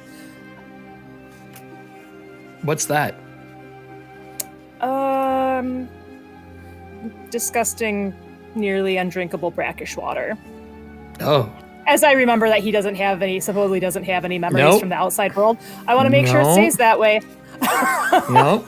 He's like, well, then he sets like back on the sarcophagus and he goes, "What did they send you in to talk to me about?" Let me guess. Knowledge that is old, that the world doesn't have anymore, that only I have, and for some reason, I can shed horrible sunlight onto the situation. Sound about right. I'm looking for answers on a smaller scale. Oh. Not world-ending stuff. Okay. No. Well then. Let me know. Well, Mr. Howitz. He starts humming. He goes, "Yes, that is my name, Howitz. Yes, correct." Apologies, I'm trying to be polite here. Apologies, I'm trying to maintain my manners. I don't want to treat you You can poorly. call me Alexander if you don't want to call me Howitz. I know not a lot of people like that name. At least they didn't when I was alive or when I was dead. Well, Mr. Howitz, I've actually come to ask you a few questions about your family, although I'm not quite sure you would have the information I'm looking for now. I'm looking just the way that you say most people come in here asking for world-ending secrets. And as I said, I don't quite know if this falls under your purview. I'm actually looking for information about Olivier Howitz and her father. Ugh, my daughter? She's horrible. She's a horrible creature. Your daughter, sir? Yeah. Mine. She's still alive. Yes, she is. Ugh. I should have staked her a long time ago. Mr. Howitz, am I to assume that you are a vampire? They didn't tell you that before you came in. No. No. Oh, you're not living. Yes, That the might be warning why. usually. And as he says that, he like grabs like a head and pulls a body out of the sarcophagus behind him and sets it back in. They don't feed me often. And he goes back to just humming. Continue. What can I answer for you? Last I saw your wayward child, she did not look like an undead. She had the markings of a pacted or a demon. That would have been my better half. Your Spouse. I suppose they are not here with you. No, she's probably out roaming the world. Like I'm not, though. Locked away in here. Was she under anyone's care or adopted after? I don't know. What year is it? I didn't know. Are you familiar with the Sundering, Mr. Howitz? No. Then any year that I would give you would not potentially. Actually, can I do some quick calculations to like tell him what year it would have been had the Sundering not happened? Oh, because we don't know how long he's been here for. Yes, you could. Okay. I would say he's probably the world that was before ended at 6,000 and something, I believe, if I remember correctly. So he's probably 400 to 500 years old, roughly. Okay. So, if the world ended around 6,000, whatever. Man. What is that? And is that a golem? Are you a mage? Do you work for the wizards? Did they send someone to break me out finally? I apologize, Mr. Howitz. They did not send us. You're not from the Necromancer's Ward? No. Jesus. Sadly, no. And who is he then? He is. But who is Everston. it? Who is it then? I guess you heard the voice. You probably say he. It sounds male. Everston. The name does not ring a bell. Are you important? Not at all. And he like walks around you, and he's like smelling, and like he wipes some of like the outside off and rubs it between his fingers. He's like, "It's snowing outside. Why is it oily?" And he is going to continue to interrupt you and ask questions. I'm going to continue getting him back on track. I need you to give me either diplomacy or intimidate, whatever you would like to do, whatever skill you want to do. I can tell you in this situation, some skills work better than others. Well, I'm going to be using diplomacy because my intimidation is horrible. If you would like, remember when you are having a conversation with somebody, and this Everston, you might be good at this, I don't know. You can use discover to try to figure out what they like to talk about.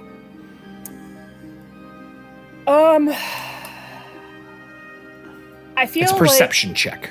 I feel like at first she'd try and get him focused, and then afterwards just be like, all right, how can I circle this around to something I want to talk about?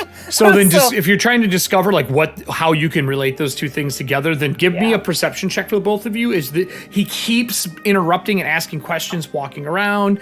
He does pull somebody out and feed on him, and he shakes him, and like nothing comes out, and he tosses the body to the ground. Like while you guys are having conversation. I got 27. 30. 30, okay. You know that he is only going to listen through discipline. Like, he's like a spoiled posh kid. And unless you discipline him, he's going to continue just doing whatever the fuck he wants. So intimidation is the easier DC out of all the conversations here. Not great at that. Well, you're better than me because I have 0. Oh, yeah, then. Now, I'm not saying you can't use other skills. There's just a DC difference. You're welcome to use other ones. I'm just telling you that is the easiest skill to use. If you would be so kind as to sit down and answer our questions in a timely and forward manner, we can get out of here and maybe find some blood. Give me a check. And you mentioned blood. I'll give you a +2 to your roll. And like, I'm gonna. And like, Doris is sitting here hero like, point this. Oh my god, this fucking child. How are you 500 years old? Do you know Oliver? Isn't that your first question? Man, imagine Oliver at this age. Ooh. At like 5 to 600 years old? No, I don't want to. 26, which is about nearly the best I can do. So he goes, all right. I'm sorry. I've been locked in here a long time. And he sits back down. He kind of slumps a little more. He's not as astute. And he looks around the place, and then he makes eye contact with the both of you. Goes, "I'm sorry. I'll answer your question, especially if you're gonna bring me some blood. That would be fantastic. I'm so hungry, or at least get one of those fucking guardians outside to bring one in here." He scratches his neck. What is your question? I apologize. The last time, the year right now is, and then I would give him an adjusted year using the time from before. Yep. Like, the last time I saw your daughter, she looked about 30, and I guess at this point I'm trying to figure out her actual age. The time right now is 6,000, blah, blah, blah. Oh, I sired her. She was born way later. They came here to visit, and I sired her here.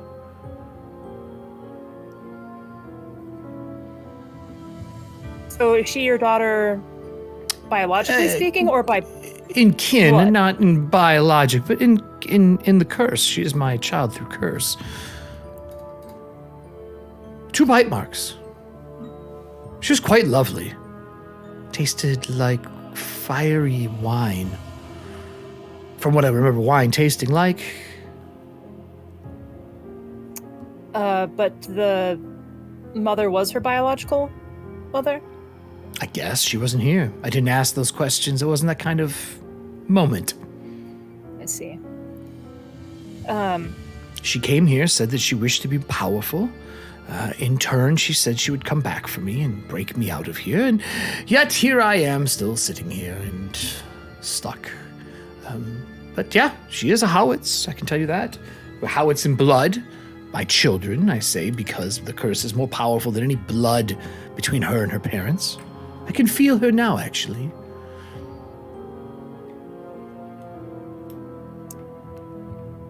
Glad we didn't throw down in the library. Her being a vampire and all. Right? You got lucky that you hit her with a wooden piano.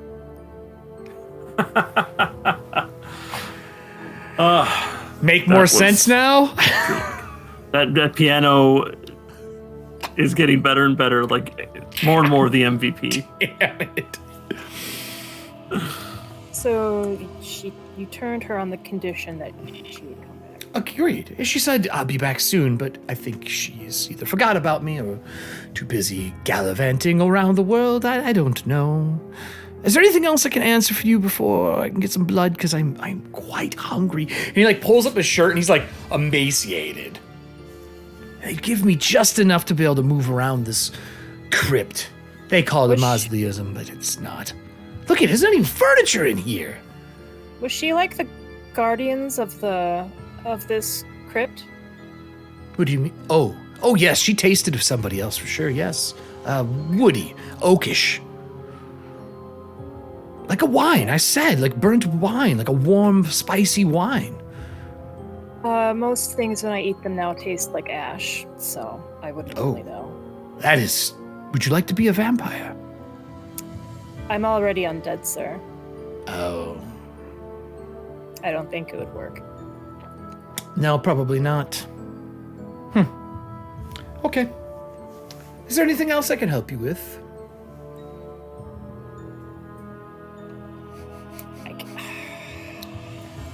Kelly, the player, can't think of anything because she's like, what the actual fuck? Haven't asked about Loretta or Nero.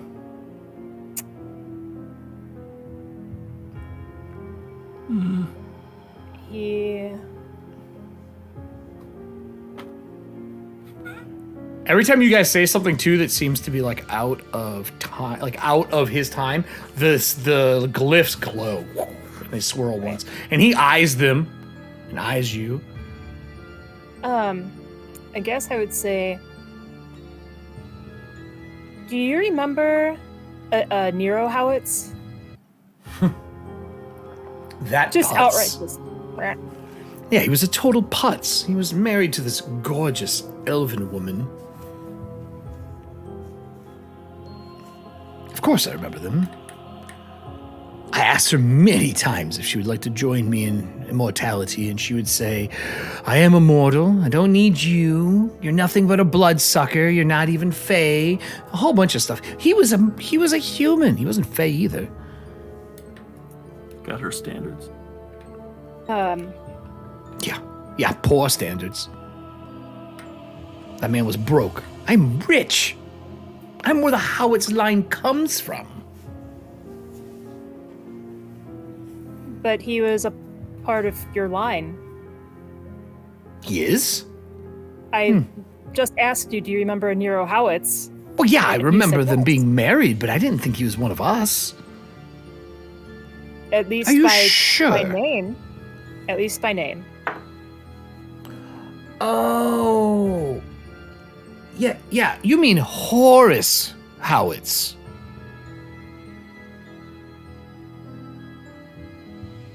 What? Yes, Horace Howitz. Horrible name. Yeah, Nero is, Nero was the thing that, Loretta was married to. Or bound to? I don't know. I see. But yes, so he was a cobbler. He made canes for rich people. I have one for him somewhere here, and he like wanders around and like starts pulling baubles down, and he pulls down a cane that has a crow's head on the top of it. He's like, this, he made this. Quite an astute blade, and he pulls it out, and it's a mini like cane sword. And puts it back in like lightning quick. And he lays it over top of the sarcophagus. Was he Examine it. Oh, by all means. And he passes it to you, flourish, and hands it to you. So then Keep looking at it. Okay. his name was Howard Howitz, and you said she was bound to him. Horace. So, Horace.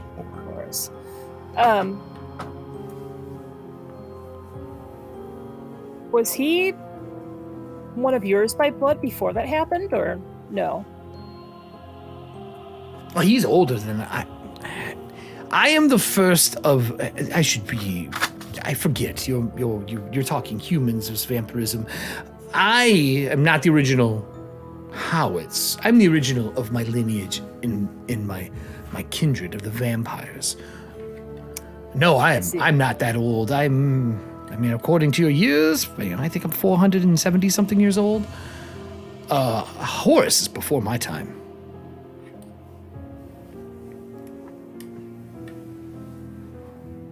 And outside on the tombstone, it said like 900 years. Right.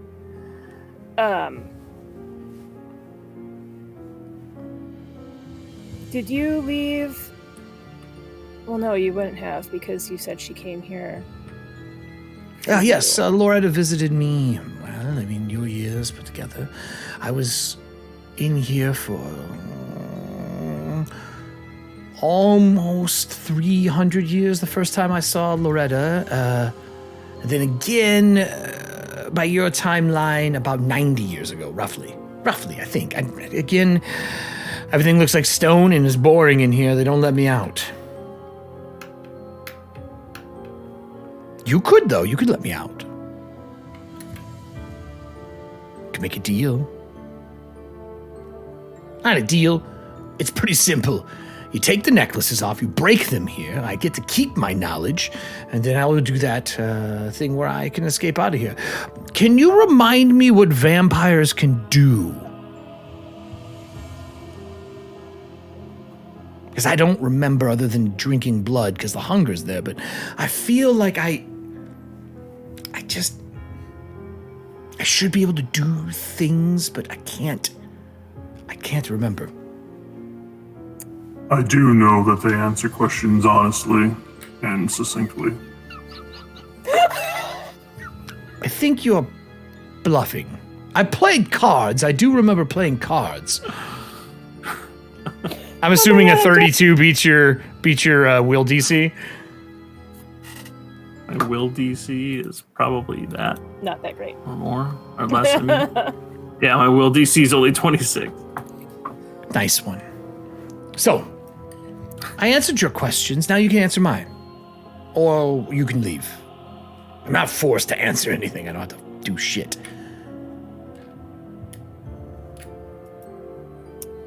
In blood, please. And Everston will look to Nora like, do you have more, or should we just vamoose? Nora's just looking at her notes and like shaking her, like it looks like she has a headache. The thing that you are missing between all of it is probably information from Loretta. Yeah. So I feel like with his memory loss and everything else, I'm surprised. So Nora's like, no, I think that's all. Thank you for your time, Mr. Howitz. We will see if we can get you something to drink. So as you go to the door, he like and appears next to the door like really fast. He's like, I know I'm fast. Can you tell me something else that I can do? I can't. I feel like I should be able to do something else before they put me in here. I could do other things. They took my memories. I'll give him something relatively benign. Okay, like what? Because even if it doesn't get trapped by the amulet, I don't think it would be horrible. Okay. I tell him I vaguely remember that he can turn into some sort of animal. Animal? Oh, I never thought about that. And like, do you knock on the door or are you sticking around?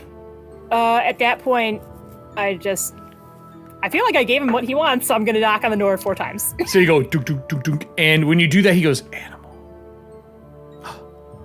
I can't turn it. You are right. And he shifts down into this black cat with a red, like, almost like bangle stripes on him. And he goes, oh, that's not what I wanted, but I guess I could turn into a cat. And the door opens, and you see him, like, get down on all 4s. Oh, we're not going to let him leave. The door opens, Dova opens it, and he goes, are you done speaking to the master? And the cat jumps, and you see Dova grab him and throw him to the back of the room. And you just hear the skull go and hit it, falls, and then the man peers and stands up out of it. He's like, oh, why? Why, Dova? He's like, you're not allowed to leave. Are you leaving? Or may I shut the doors again? You walk out, you see him run to jump again, and he grabs him again and throws him to the back. His hand just tracks him and tosses him again. And you see Madame Belle shut the door. When you do that, he's like, but I can turn into a... I don't remember. Is the door shut? She goes, Dova, you're all right. He's still red, and he looks at you and he goes, I don't trust either of you. And Belle slaps like the shoulder of the guy. And he goes, but apparently you're okay. She goes, did you find what you need?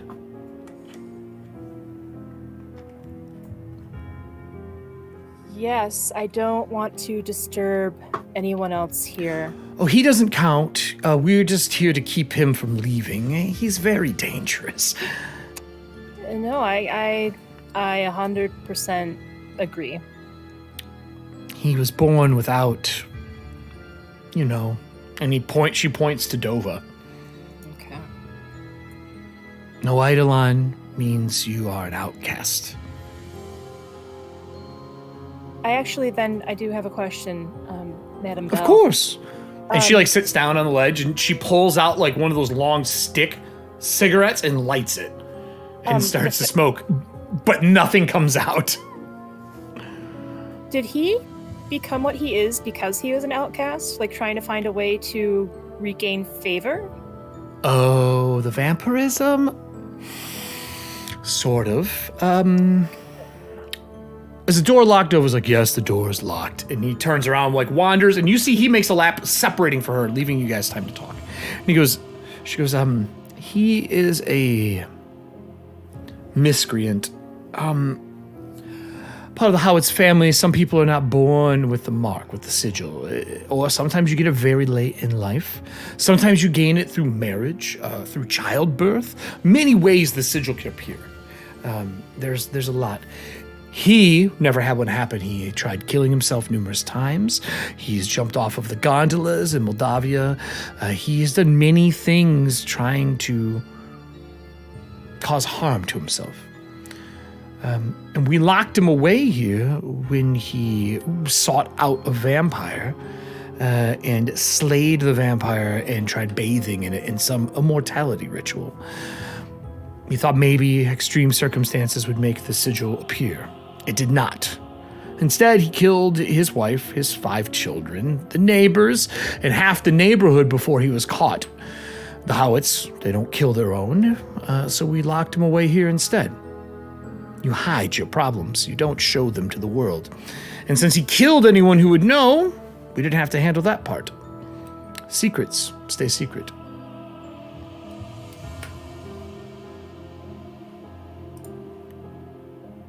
He mentioned his better half being a demon of some sort. Is that because his wife was pacted, or is he talking about something else? If this is a secret that can't be shared... His wife? I do not know her. Before my time. The only person in this yard that I think would know that would be those 2. And she points to Loretta and Nero's tombstone.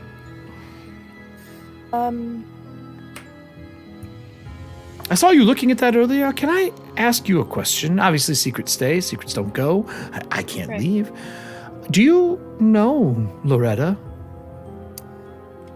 I've met her numerous times, and I know not to bother her when she's irate. No lies are being detected because Nora's 100% like, yes and all no. True. Many grave robbers have come here over the years. Dova has killed many of them, or harmed them, and we feed them to, obviously. She points at the door behind her with the cigarette. She goes, but Loretta's is the one that people have tried to dig up the most.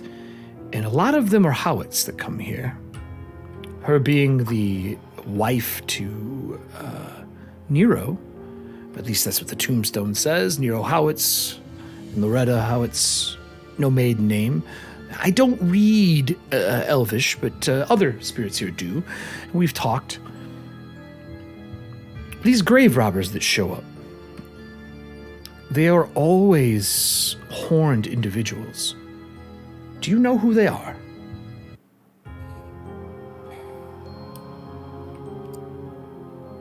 Well, the one that I know of, potentially, says she's a Howitz. So you do know. And you see the horns crawl out from underneath the veil. Oh. Yes, that's why I was asking about Alexander's wife.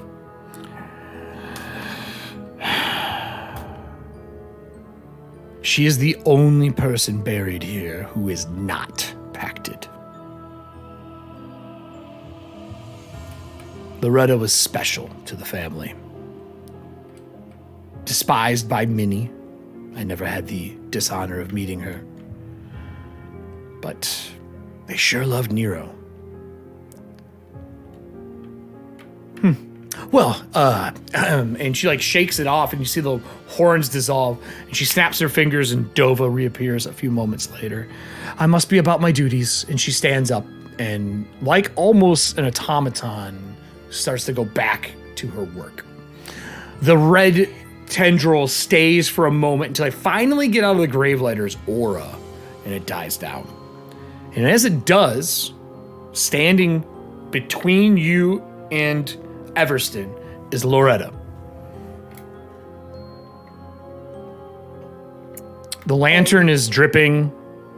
The water is out. And she goes, well, I guess the Calliope's out of the bag. I feel like I have more questions than answers. Would I you do have too. some time to discuss them? I have many questions as well, but let me at least help you connect the dots. Investigator Tenwick. Nero is my eidolon. I did piece that together as soon as I saw the marking on his eye. And Horus was my husband. Horus died, and I bound the two together, giving me the ability to manifest Nero across plains and not just here.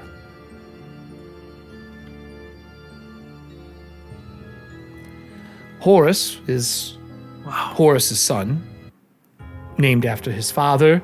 Nero is the same person. They are one and the same entity.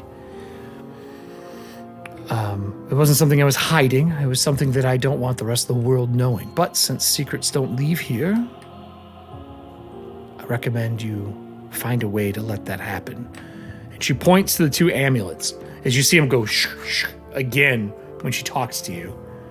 She goes, you won't remember it leaving here. We won't remember this conversation? No. I mean...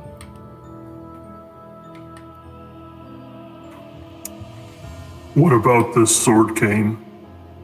Everston holds it up like he forgot he had it in his hand while he was talking. She like snaps to you and grabs it. And she holds it and she goes, my wedding gift. How did you find this? It was in the crypt. It was in the tomb, and the bloodsucker distracted me enough that I forgot I had it in my hands as I walked up. Who's in there? He says his name is Alexander Howitz.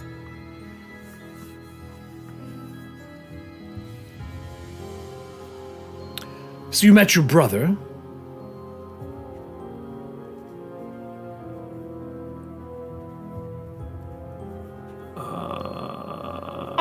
I'm sorry. Are you telling me that your son tried to seduce you 300 years ago and then 90 years ago? What? He is a... I'm so glad we have these amulets right now. He's a half-elf. He is not human. And no, he didn't try to seduce me. He was trying to turn me. Well, just the way he made it sound, he sounded like he was trying to get you to leave your husband for him. Gallivants quite often. No. That's funny. It wasn't me. Does not compute. It was not me that he wanted. Out of the two, it was Nero that he wanted out of the two. Get me, get the Eidolon. Means to an end. Yeah. Is he still alive? She says. As alive as he can be. When you live 2,000 plus years, you have a lot of past. No, that's not it. I just really thought he was trying to seduce his own mother, and that, considering my recent experience, is not. Absolutely not. No, I get it now. I'm not.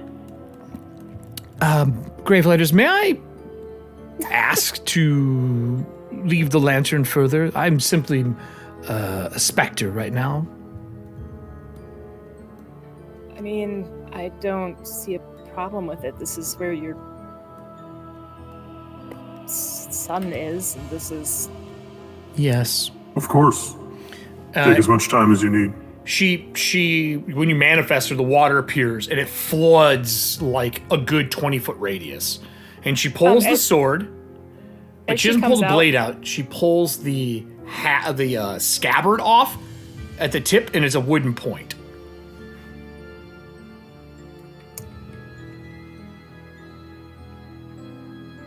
This question can wait until you're done doing what you need to do. I'm fixing my mistakes. I was young and dumb. Would you like some assistance, or do you not need it? No reason to risk any of you. Besides, he won't remember it, right? And she reaches into the box and grabs an amulet and puts it on. Walks in, and you hear, "Mother!" And then you hear, thunk. Holy shit. She walks back out. There are tears under the veil. She takes the necklace off and hangs it up slowly. And she wipes away tears and she's like, "What are we doing here?" Oh, yes, you were asking me about Nero. And she goes back into the conversation about Nero. Do I have to roll to see if she wore the necklace specifically so she wouldn't have to remember it? 100%, so she wouldn't remember killing her own kid. Okay. Right. So The reason that we came here was to look into Olivier and Howitz. I didn't mean to uncover these secrets about Nero and your husband, so I understand. Oh, yes. So my husband was Horace, like we spoke earlier. I merged them together. Horace was, he wasn't doing well from an ailment, and I merged the Eidolon that I had and him together to well, one, keep my husband, because I'm mortal, and I finally found someone that I believed I belonged with for eternity, and he was not. The pacted part of him was causing sickness, but when I merged them together, he was forever with me.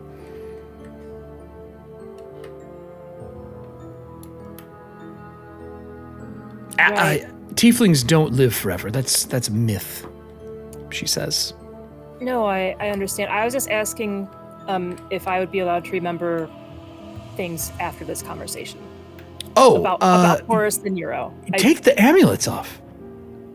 Okay. So she opens the box back off, and then all of the memories that you had of being in there and outside disappear. Unless you make me a will save. Okay, so what Madame Bell had told us was that we would remember the conversations, but he wouldn't.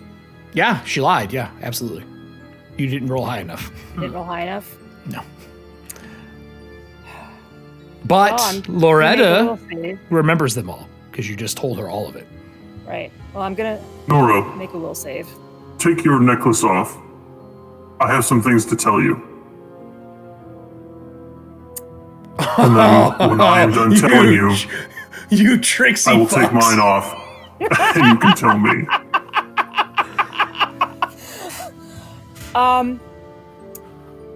I so know how we're closing this out now. Now, as he's done that, you know what I'm doing, Eric? No, what? Pulling out my recorder. Ooh. Which has been running this whole time. Sorry, you are outside in the snow. Yeah, it's in the shape of a book. The recorder is? Yes, I thought it was the wax wheels. Oh fuck! You can hide them and stuff. Yes, I can hide them and stuff. So I bring out a book. You got what is the title? Hold on. What is the title? What is the cover of the book that you have that you have hollowed out like we did as kids to hide things in on a shelf? What is the title of the book? Engrad's Guinness Records of Luchador Matches. I knew it. I knew it would be something like that. Amazing. Because and you know why she doesn't need it? Because she remembers them all, so she just carved the fucking book out. That's right. And if anyone were to ask, I could be like, oh yeah, on page 67, it talks about when the Black Cobra faced off against Silver Mouse. Oh my lord! Because I have Lucha Lore, I've got that ability where if I crit fail, I don't crit fail. I have a feeling that it's like you found like a Lucha Lore like book when you first arrived in Cadra, and that's like all you read while you were held as they like questioned you, made sure you were safe. All you did was read Lucha Lore. No, like, so she got into Lucha Lore afterwards because going and watching the fights reminded her of going to, like, similar matches with Kristoff. Gotcha. That makes sense. So, yeah, she's like, let me, hold on a second. And so she, like, just kind of reaches in and grabs this book about Engrad's Guinness Records of Luchador. So matches. So you set it down, like, so you guys are... AS50 to AS55. So sitting on the steps of your brother, like, well, not even brothers, actually. I guess, how does that, we would be brothers still. It's the same mother. Half brother, because it's the same mom, yeah. Your half brother from way back, your half brother, sitting on now his grave